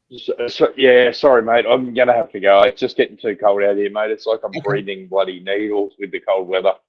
Okay. I think it's dropped down to 4 now, which is about 39 degrees. And it's just killing me. So, No look, worries. love you and leave you. Hit the like, hit the subscribe. Keep punching away. Thanks for having me on. Really appreciate you. It's been a great year. Great finish to the year, and let's hope bigger and bigger next year. Come on, you Spurs. Thank you very much, Ty. Thanks. You take care. God Thanks, bless you. guys. Take care. See you later. God bless Bye-bye. everyone. Bye. Daniel says that Jelinek and Montgomery are scrubs as coaches. That's definitely needs improving. Simon Cohen says it says the backroom staff are going too. Like I said, it was just a question I thought to myself with Jim Town says get rid of these coaches. Where have you got? I heard Graham says I heard we're replacing all the coaches, switching to full electric. Boom, boom. And then I'd expect Matty Wells to stay at the club. Jedinak and the great Raimundo left crying. But there's not. There's actually more. I mean, they're only the names that I can remember off the top of my head. But there are actually more of them. There's about the coaching teams. I don't know. It's about 6 or 7 or 8 of them. So it's quite a lot of them. It's quite a lot of them. You've got goalkeeping coaches. You've got all sorts. But as I said, because they were all at Tottenham and Ange inherited them, apart from the 2 that he brought in from Hibernian in the second season. That's what I was just wondering. Do they stay? Do they stay because they're Tottenham employees? Or do they go if a new manager comes in and brings own staff? Although I've got people saying, Simon says that, last word of Spurs, that the backroom staff are going. Okay, that's interesting. Dan says, I want a manager who actually brings in backroom team that improves players. Last 2 years, our coaches are basically League One level on the training ground. Jimmy Hotspur says, Jose, your comments with the odds of 2-9 make it almost certainly going to be frank. I understand odds, and I'm fully aware of odds, Jimmy. All I'm saying is that we've got a load of people that are coming out now saying that Marco Silva's nearly tied up to the job. So, to me, like I said, until we're gonna have a lot of people saying X, Y, Z, and D, and A, and B, and we can go through the alphabet 4 times. But until the club announce it, then everything is going to be hearsay until the club announce it. And for me, whether that's tomorrow, today, next week, the week after, for me, Tottenham were never ever going to do any business in the transfer market before in the first transfer window, because the first transfer window for me, as I said already, has all been geared up for the people that are taking part in the Club World Cup, because they're trying to elevate that competition. It's the first time that UEFA have put it on, or whoever it is, UEFA, FIFA, whoever it is, put that competition on. It's the first time, or it could be a conjunction of both, because you've got countries from all over the world playing, or from all the continents. So for me, I think they've introduced this transfer window, which I think is alarming, but they've introduced the first part open for 10 days, so people can sign players up until the 10th of June, so they can be registered in time to play in this Club World Championship. So someone like Chelsea has taken advantage of that, and they've brought in the young striker from Ipswich. He can now be registered for that competition. Man City are making moves and signing players, so they'll be registered for the Club World Cup for Man City. Other teams throughout the world are doing the same thing, and I don't see much movement with the PSR stuff. I don't see much movement happening from other clubs within this window, because up until the 30th of June, some clubs are going to have to make sales because of the PSR, because they would have been caught in this financial year. And some clubs are all right this financial year, but will tick over as soon as July the 1st comes, that they'll be in peril then. They'll either make their signings or they'll make their sales then. Man United with what's his name? With Matthias Cunha. Yeah? Matthias Cunha is going to Man United. He's agreed to deal on everything. I'd be surprised if Man United signed Cunha and you see a here we go signature with him with his shirt, signed documents and contracts. before the 30th of June this year. I'd be surprised. It may happen, but I'd be surprised. I'm edging myself to say that he will sign and he will be announced 1st of July onwards, because a lot of contracts finish on the 30th of June as well. So, you know, at the end of the day, Man United, if they signed him, if they're within the right side of PSR, if they sign him, you've got to pay the salary or whatever. Sorry, pay his new contract, but then you have to pay him off his old contract. It's only a month, but it's still extra money, isn't it? So, you know, at the end of the day, there's a lot of shenanigans going on, and I just don't think that Tottenham, whatever, the manager or no manager, I don't think Tottenham, as with other clubs, we're ever going to move in the market and go and get players before the 30th of June. I think with Tottenham, it will happen after the 30th.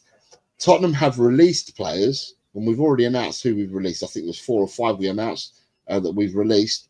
But the players that we've released, although we've announced it, these players are still contracted to Tottenham till the 30th of June. So Tottenham still have to pay their wages up until the 30th of June. So although they've released them, they're not going to be released till the 1st of July, basically. They'll be released. So people need to understand that a lot of this is going on in the background, but dates do matter, so to speak. Who else have we got? So yes, you know, at the end of the day, it is what it is. It's going to be like that. So at the end of the day, we need to see what happens with regards the manager situation, and what happens with the coaching, and what happens with the new with the medical team that we need to look for, and if there's any truth into what the AK-47 sprayers are saying, what will happen with Levy, what happens to the board, you know, going forward, if there is this infighting with Joe Lewis's daughter, and she is a footballing person in the sense that she wants the best for the football club, which is what the reports are saying, whether they're true or not, and that she doesn't believe that Daniel Levy has done enough on the footballing side, and she wants more emphasis put on the footballing side. If that then is going to happen, then how does that play out? Like I said yesterday on the quick appearance that I made on the Irish Hotspur, I said that be prepared for positive and negative carnage, because carnage can be looked at positively or negatively. Although carnage tends to be negative, some of it I'm going to look positive, right? So I said positive or negative carnage, look out for it, and that this is a soap opera that Tottenham Hotspur are, that will be played out throughout the summer. You know, if there are going to be a sale, if they are going to try and oust Levy, you know, it's not going to be announced. I don't think it's going to be announced today or tomorrow. I think it's going to be a process. It's going to take time, and you know, if these things happen, they will happen. So, you know, at the end of the day, we'll have to see. We'll have to see what happens. But like yourselves, there's never a dull moment at Tottenham Hotspur. We're just going to be there. We're going to have to wait. We're going to have to see what happens. And I just say, people, you've got your own minds, not taking it away. You've got your own minds. You've got your own opinions. You've got your own thought processes. But with everything that you read, sometimes take that with a pinch of salt, until I think the easiest way to do it is until it's all announced. Then that's when you can take it as gospel, when it's all announced. So when a manager's announced, he's announced. When a player's announced, they're announced, you know, and we go from there. Who have I missed in the chat? Let me go back up and have a look. Right, Donna Cullen said she didn't want Poch anywhere near the club again. Donna was sacked, so Poch could come back. It could do, but I find it really strange, Drew, and I said this earlier. People were saying that there's always been a master plan to bring Poch back next season after the World Cup. But for me, I can't see Tottenham Hotspur giving out a 1-year contract to a manager. I think a manager's going to get a minimum of a 2-year contract, sometimes even longer. If you were a manager leaving a club, I mean, I don't know what, if I believe that the 4 managers in the Premiership that have been talked about, right? Frank, I don't know how much he's got left on his contract, or Silva, or Glasner, or who's the other one? Iriola, right? But I would have thought that the security that they've got at their clubs, if they were to leave, and I'm not saying it's going to be one of them four, but if I'm just going to pick on them four at the moment. If they were to leave, then I would have thought the job security, they've got it already. If they wanted to leave and they wanted to come, or they were in the framework, they wanted to come manage Tottenham, I would have thought the minimum that they're looking for, or the kind of contract they're looking for, is about a 3-year contract, at least a 3-year contract. So I can't see Tottenham giving out anything less than 2 years anyway. And that means that Poch would be out of a job straight after the after the World Cup. If they win the World Cup, you'd like to think Pochettino stays on. If they don't win the World Cup and Pochettino then leaves to go and get a footballing job or a footballing club, then does that mean he only signs a 1-year contract because we've already hired someone who's on a minimum of 2 years? I don't know. To me, there's still a lot that's going on, and I'm not too sure with the way that contracts work out, to be honest. Simon Kane, thank you very much. That's nice to hear from you, mate. Simon says, good show, LTL. Jose is my name, Simon. The channel's LTL Cockerel. But thank you very much. Thank you for watching. Queen Ellie says, a lot of P45s, Jose, admin staff at Spurs aren't losing their jobs. That's true. We have doing it differently. Jimmy Hotspur says, Man United are moving, Jose. They're not in tournament. Man United are moving, but I don't know whether they're going to sign anyone before the 30th of June because of the way this PSR stuff and that works. The other thing I'm going to say to people, right, is that Daniel Levy has spent so much time and effort, and he has so much time and effort in leading the brigade at the Premiership, at all the chairmans, who are anti-Qataris and anti Saudis and anti everybody in the world because they've got more money. And normally with the Premiership, for their rules to stand, you need 14 clubs out of 20 in favour. Well, slowly but surely, and Daniel Levy has always fronted the 14 side up, the bigger number up, and always gone against, and that's why people don't want to deal with Daniel Levy. So your teams that have got managed, your teams that have got Qatari or Saudi owners and people like that he's butted heads with, they don't want to deal with Levy and Tottenham. So when you look at players, from Tottenham Hotspur, and you look at other clubs, say like your Aston Villas, your Chelsea's, who have got these links with the Saudis, whereby they buy their players for extortionate amounts of money to get them out of PSR loopholes. Well, no one wants to deal with Tottenham because Levy has fought a long battle against these people. But the tide is turning. I'm going to tell you guys, the tide is turning because at the moment you've got Man City on one side, you've got Newcastle on that side, Villa now on that side, Chelsea are on that side. I think that if people know, I don't know if people know, but they're trying to buy West Ham off is it Gold? I think it's Gold and Sullivan. The Gold of the daughter, or someone has the shares, or someone has the shares in the Gold family, and Sullivan. They're trying to buy out West Ham, and it's the people that are trying to buy West Ham are people that are linked to Clear Lake Capital or one of the subsidiaries from Chelsea. So, but they're not. But it wouldn't stop them from going out to buy West Ham. But you buy West Ham as well, and then all of a sudden you're starting to get close to that 6 and 7 number. 7 will tip the edge in favour of the Premiership not being able to pass things through, which will mean that the Premiership will no longer be able to administer rules and regs because they'll be voted against all the time. But Daniel Levy has spent so much time and effort to try and thwart the Saudis, the Qataris, and all these big the people that he doesn't like, so to speak. And at the end of the day, I think if he spent so much time and effort in the footballing side of Tottenham Hotspur, then we would probably be in a better position than what we find ourselves at the moment. Because at the moment, for whether we like it or not, it's open season at Tottenham, and it's civil war because lots is happening. There's a lot of stuff out there, so it's completely civil war at the moment. But it is what it is.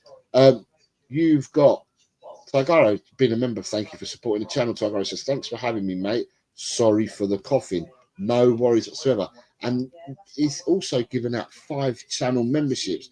That's very kind of you, Tigaro. And these have gone to, so the recipients of these are Scott Colliver, Johnny, who's been in the chat, Dragon D's Nuts, we remember DDN, nice fella, Glenn Cornwall, and WizKid, who's also been in the chat. So thank you very much. Wiz has already said thank you to you further down, because I'm trying to catch up with the chat. Good morning, Stacey. It's been a while. How are you? I hope you are well. I wave back at you. I think that's a wave, so I'm going to wave back. I'm not too with the kids on these emoji stuff and that, but I'm going to wave back. I'm hoping that's what it means. Pleasure to all, says Tigar. And Cooper says, we've been full Storm FC for a long time. I'm not getting excited until something actually happens. Instead of wild speculation. Exactly what I'm saying, Cooper. Exactly what I'm saying. What will be. No need to stress, says Graham. True, and that's what I've been saying. Nige, good morning, sir. I hope you're well. Says big up, Jose, mate. Big up the chat. Come on, Spurs. Good morning, Nige. I hope you are well. I hope you're well. Loved your team, by the way. I watched. Because I've had a go at it myself. I've been watching what others have selected in the teams of their teams of their lifetime, and I enjoyed your team. Different to mine, but I'm not going to give anything away. But I enjoyed doing the show as well, Nige, and putting my team together. Drula says we love a process. That we do, Drula. That we do. Vindaloo, okay, he's back again. Just a quick drive by. Were you in America? Were you in the streets of Philadelphia or somewhere? Just a quick drive-by. Can we have less of the Champions talk? Anyone would think you've not won a trophy in 17 years. When did you last win a European trophy, Vindaloo? That's all I'm going to ask you. Even if you're driving by. And then says, Levy has other things going on in his life. It's not being pushed. It's a soft transition. Jesse saying, at least you won a trophy after phase 2, Drula. Trung, good morning to you. Yeah, it's still morning for me. Good morning, good afternoon, good evening. And you've got 5th first year and a cup in the 2nd year. So are we saying the new manager needs to bring us 5th, or else why did we get rid of Ange? As I said, Trung, if you've been listening to the show, as I said, the statement that came out from Tottenham Hotspur is quite, well, for me, I'm reading this wrong. I grew up in an era where, when I started to support Tottenham 51 years ago, where it's all about the glory. It was glory, glory, Tottenham Hotspur. It was all about the glory, and all of a sudden, they did acknowledge that we'd won a trophy, but they said that it was overwhelming, that the league was more important. And I hear a lot of people saying bread and butter. And like I've said, and I'll repeat it again, is that in 51 years I supported Tottenham, only in 3 of them 51 years, so that's 48 seasons we've been a cup team, always been referred to as a cup team. But for 3 seasons we actually challenged for the 2 seasons for the Premiership trophy, and 1 season it used to be the First Division. So 85 or 87, I can't remember which year, we finished 3rd. So we challenged, we had a good side under Pleat, and we challenged and finished 3rd. And then 2 years under Pochettino, the Leicester year and the Chelsea year, when they won the trophies in each of them years, we challenged for it then. So in 3 years of my lifetime of supporting Tottenham in 51 years, have I seen us challenge for the league? So when you're talking, when people say bread, butter and stuff like that of the league, I'm just like, really? In my lifetime in 51 years, I wasn't old enough. I'm not old enough, and I wasn't around when we won the last league trophy under Bill Nick. But you know, it's always been that we're a cup team. And at the end of the day, to hear all this talk, and even Tottenham now poo-pooing, so to speak, and going back to, yeah, we're not good enough because of the league form. It's obvious that they want money. Yeah, they want money. They want to make money. They've got to finish in a certain position in order to do so, and to balance their books for whatever they want to do. Although I have said as well that for me, it's that the damning facts for me are the amount of money that ENIC have put into Tottenham Hotspur in their 24 years ends up totaling something like 50 odd million pounds of their own money. 50 odd million pounds. And then when you look at other owners have put far more in far lesser time. And I'm talking about far more. That some of them have put in like 10, 20, 30, 40 times more. And none of them been in as long as the ENIC have for 24 years. And the money that we do make from everything that we've been sold, you know, that we will make more money. you know, all that money. I don't see that coming into the footballing side. I see that them servicing the debts that they've got for building a stadium and for building a top tier training complex. But they're just my thoughts. And as I said, everyone's entitled to their own opinion, and that's just mine. Yeah, Dan says, imagine going to Thomas Frank and saying to you, yeah, it's only coming for a year until Potts comes here. Thomas Frank will tell us to jog on. Finn says, the way I look at it is the bookies have Frank as clear favourite, and they are right more often than they are wrong. Possibly, like I said, I've got no reason to not. Yeah, but here we go. Sorry, it's my daughter's texting me, telling me what time she's coming home and what time I've got to cook for. Who else have we got here? People mocking, or giving it back to Vindaloo.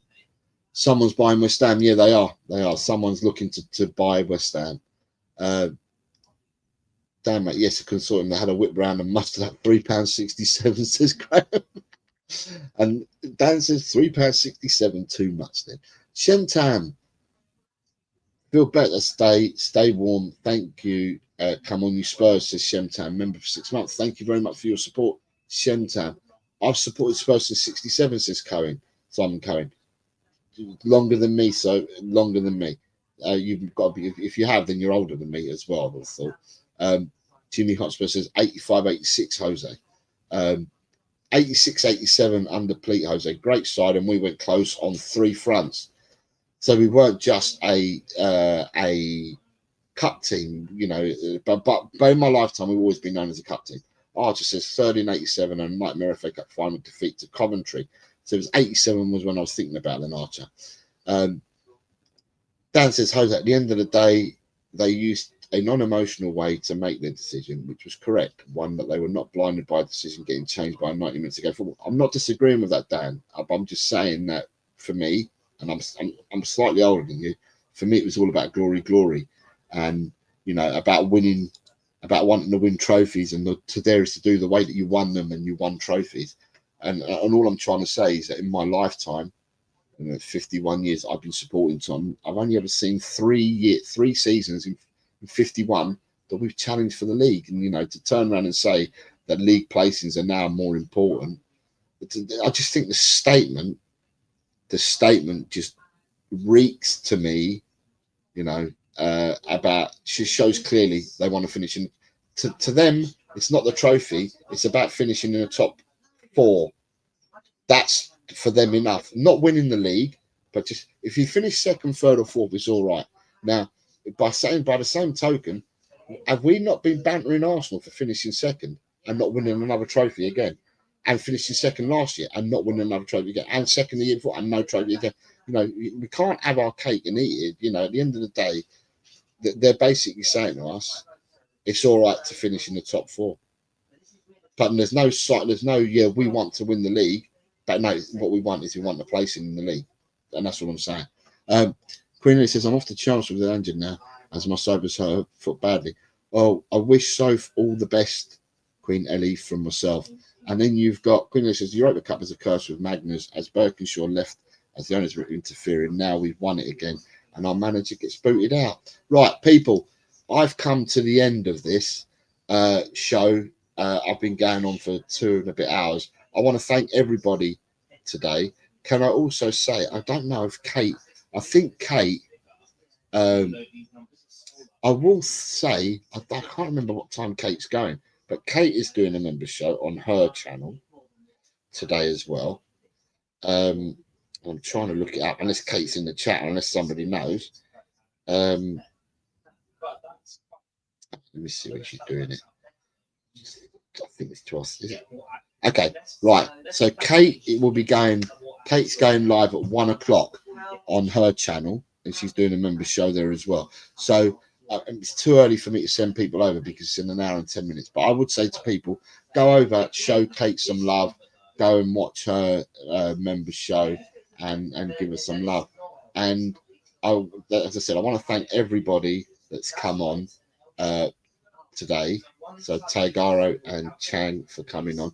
I'd also like to thank, I think I've starred them all. Yeah, I'd like to thank David Shear for his member badge, member for 10 months. Chang for coming on and being a member for 9 months. Just a Harmless Potato for being a member for 8 months. Thank you very much, Spud. Graham for his support over 11 months. Thank you very much, Graham, for your support. Vindaloo for his super chat. It did make me laugh. The one thing is I don't get annoyed with Vindaloo.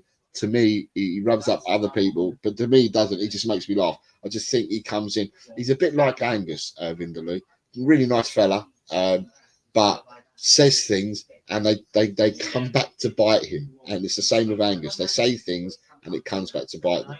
And he says one thing, and after he says one thing, he gets about 50 people retorting back to him. So it's absolutely brilliant. But we welcome everyone. We're inclusive. We welcome everyone here. But thank you very much, Vindaloo. You also got Paige, who became a YouTube member, or re-became a member. Thank you very much, Paige, for your support. Blaine, who became a member again, or re-became a member. Blaine, thank you very much for your support. Tigaro, who came in saying, thanks for having me, mate. Sorry for the coughing. Been a member for 10 months. Thank you very much, Tigaro. What I will say, Tigaro, and he also gifted 5 channel memberships, so thank you, Tigaro. What I will say to Tigaro is thank you for coming on. I know you had to battle your cough and all that. You did well, sir, and I just hope that your cough alleviates itself and goes away. And can also say that I didn't say it enough on screen, but I did love your haircut. Your haircut, your trim, you looked pristine, my man, pristine. And then Shemtam for his support, being a member for 6 months. Thank you very much to you, sir. And as I'm saying now, I've got people just appearing, so I might as well say hello to them, although I'm coming to the end of the show. I've got Colin Blackshaw, who's putting a member badge as well, saying he's been a member for 11 months. Colin B, thank you very much for your support as well, sir. It's much appreciated. Jimmy Hotspur is saying, thanks, Jose. Great show as always. Thank you very much for being with me, Jimmy H. Steve D, thank you, Jose. I enjoyed that today. Steve, thank you for watching. And I hope you're well. I hope family's well on that. And, you know, you do what you need to do, Steve. As long as you're well, then that's all I'm concerned about. So keep healthy and keep happy, Steve D. Cooper says, league position is the bread and butter of all clubs. A big club needs a lofty finish every year to guarantee Europe and big money. It has to be the basis to build upon. Cup wins are far less certain.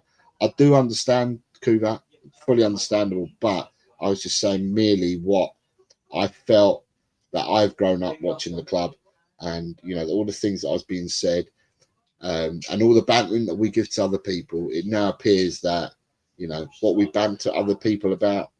You know, it's not good because we banter them about it, but it's all right for us. So, but like I said, everyone has opinions, and you know, I'm not going to end the day say your opinion's right or wrong. Not just anyone, anyone's opinion's right or wrong. We all have them, and I read out everybody's opinions.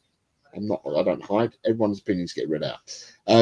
Drew the champion, Drew, should I say, says thank you, Jose. Thank you all. Peter Gagaias says hi, all 8:50 p.m. in Melbourne. Peter, I take it that it was 8:50 p.m. in Melbourne, which is now 8:53 in Melbourne.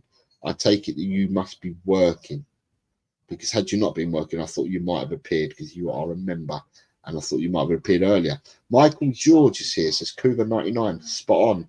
Top 6 will be a start. I'm a realist too. It's a fair comment. And the Wiz says, cheers, Jose. Have a great weekend all. Have a great weekend. And Peter says, yeah, Peter, I hope your shift goes really well, mate. And for everyone, I will be back. I'll be back possibly during the week. It is like the season of everything that's going on. As I said, I'm not doing a show tomorrow morning with Chan. I feel that doing a rinse and repeat is not what I'd normally do, so I'm not going to rinse and repeat what we've spoken about today tomorrow.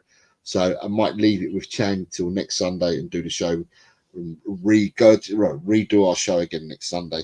But Other than that, I'll probably pop up during the week as well. But to everybody that's been watching today, plenty of respect to all of you guys. Can I ask, I bid you all, whether it's your morning, your afternoon, or your evening, I bid you a good day on this Saturday. And I also wish you all a great weekend, every single one of you, and whatever you choose to do. I wish you all a great weekend. So thanks for watching, everyone, and take care. And with that, I'm going to say, come on, you Spurs. And I can't say in who I trust in, because I don't know what's happening at the club. So for me, it's come on, you Spurs. Have a great. Tell, Cockerell, he's just a true guy. You'll have a true time. Tell, Cockerell, leave your troubles at the door. You know the game, you know the score. We're here to have fun, so holster that gun and read the writing on the wall. The Predictions League, done every week. It just goes on and on and on and on and on and on and on and on. Why do I always get it wrong? Tell, Cockerell, he's just a chill guy. You'll have a chill time. Tell, Cockerell. Jose gets himself around, always talking Spurs wherever he is found, home or away. He always tips to win, throws the form book in the bin with a cheeky knowing grin. Tell, Cockerell, he's just a chill guy. You'll have a chill time. Tell, Cockerell.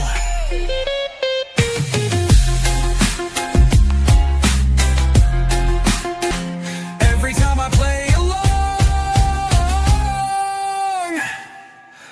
tell Cockerell, the show is so chilled, your time is well filled. If you want good friendly chat, then here's where it's at. Tell Cockerell.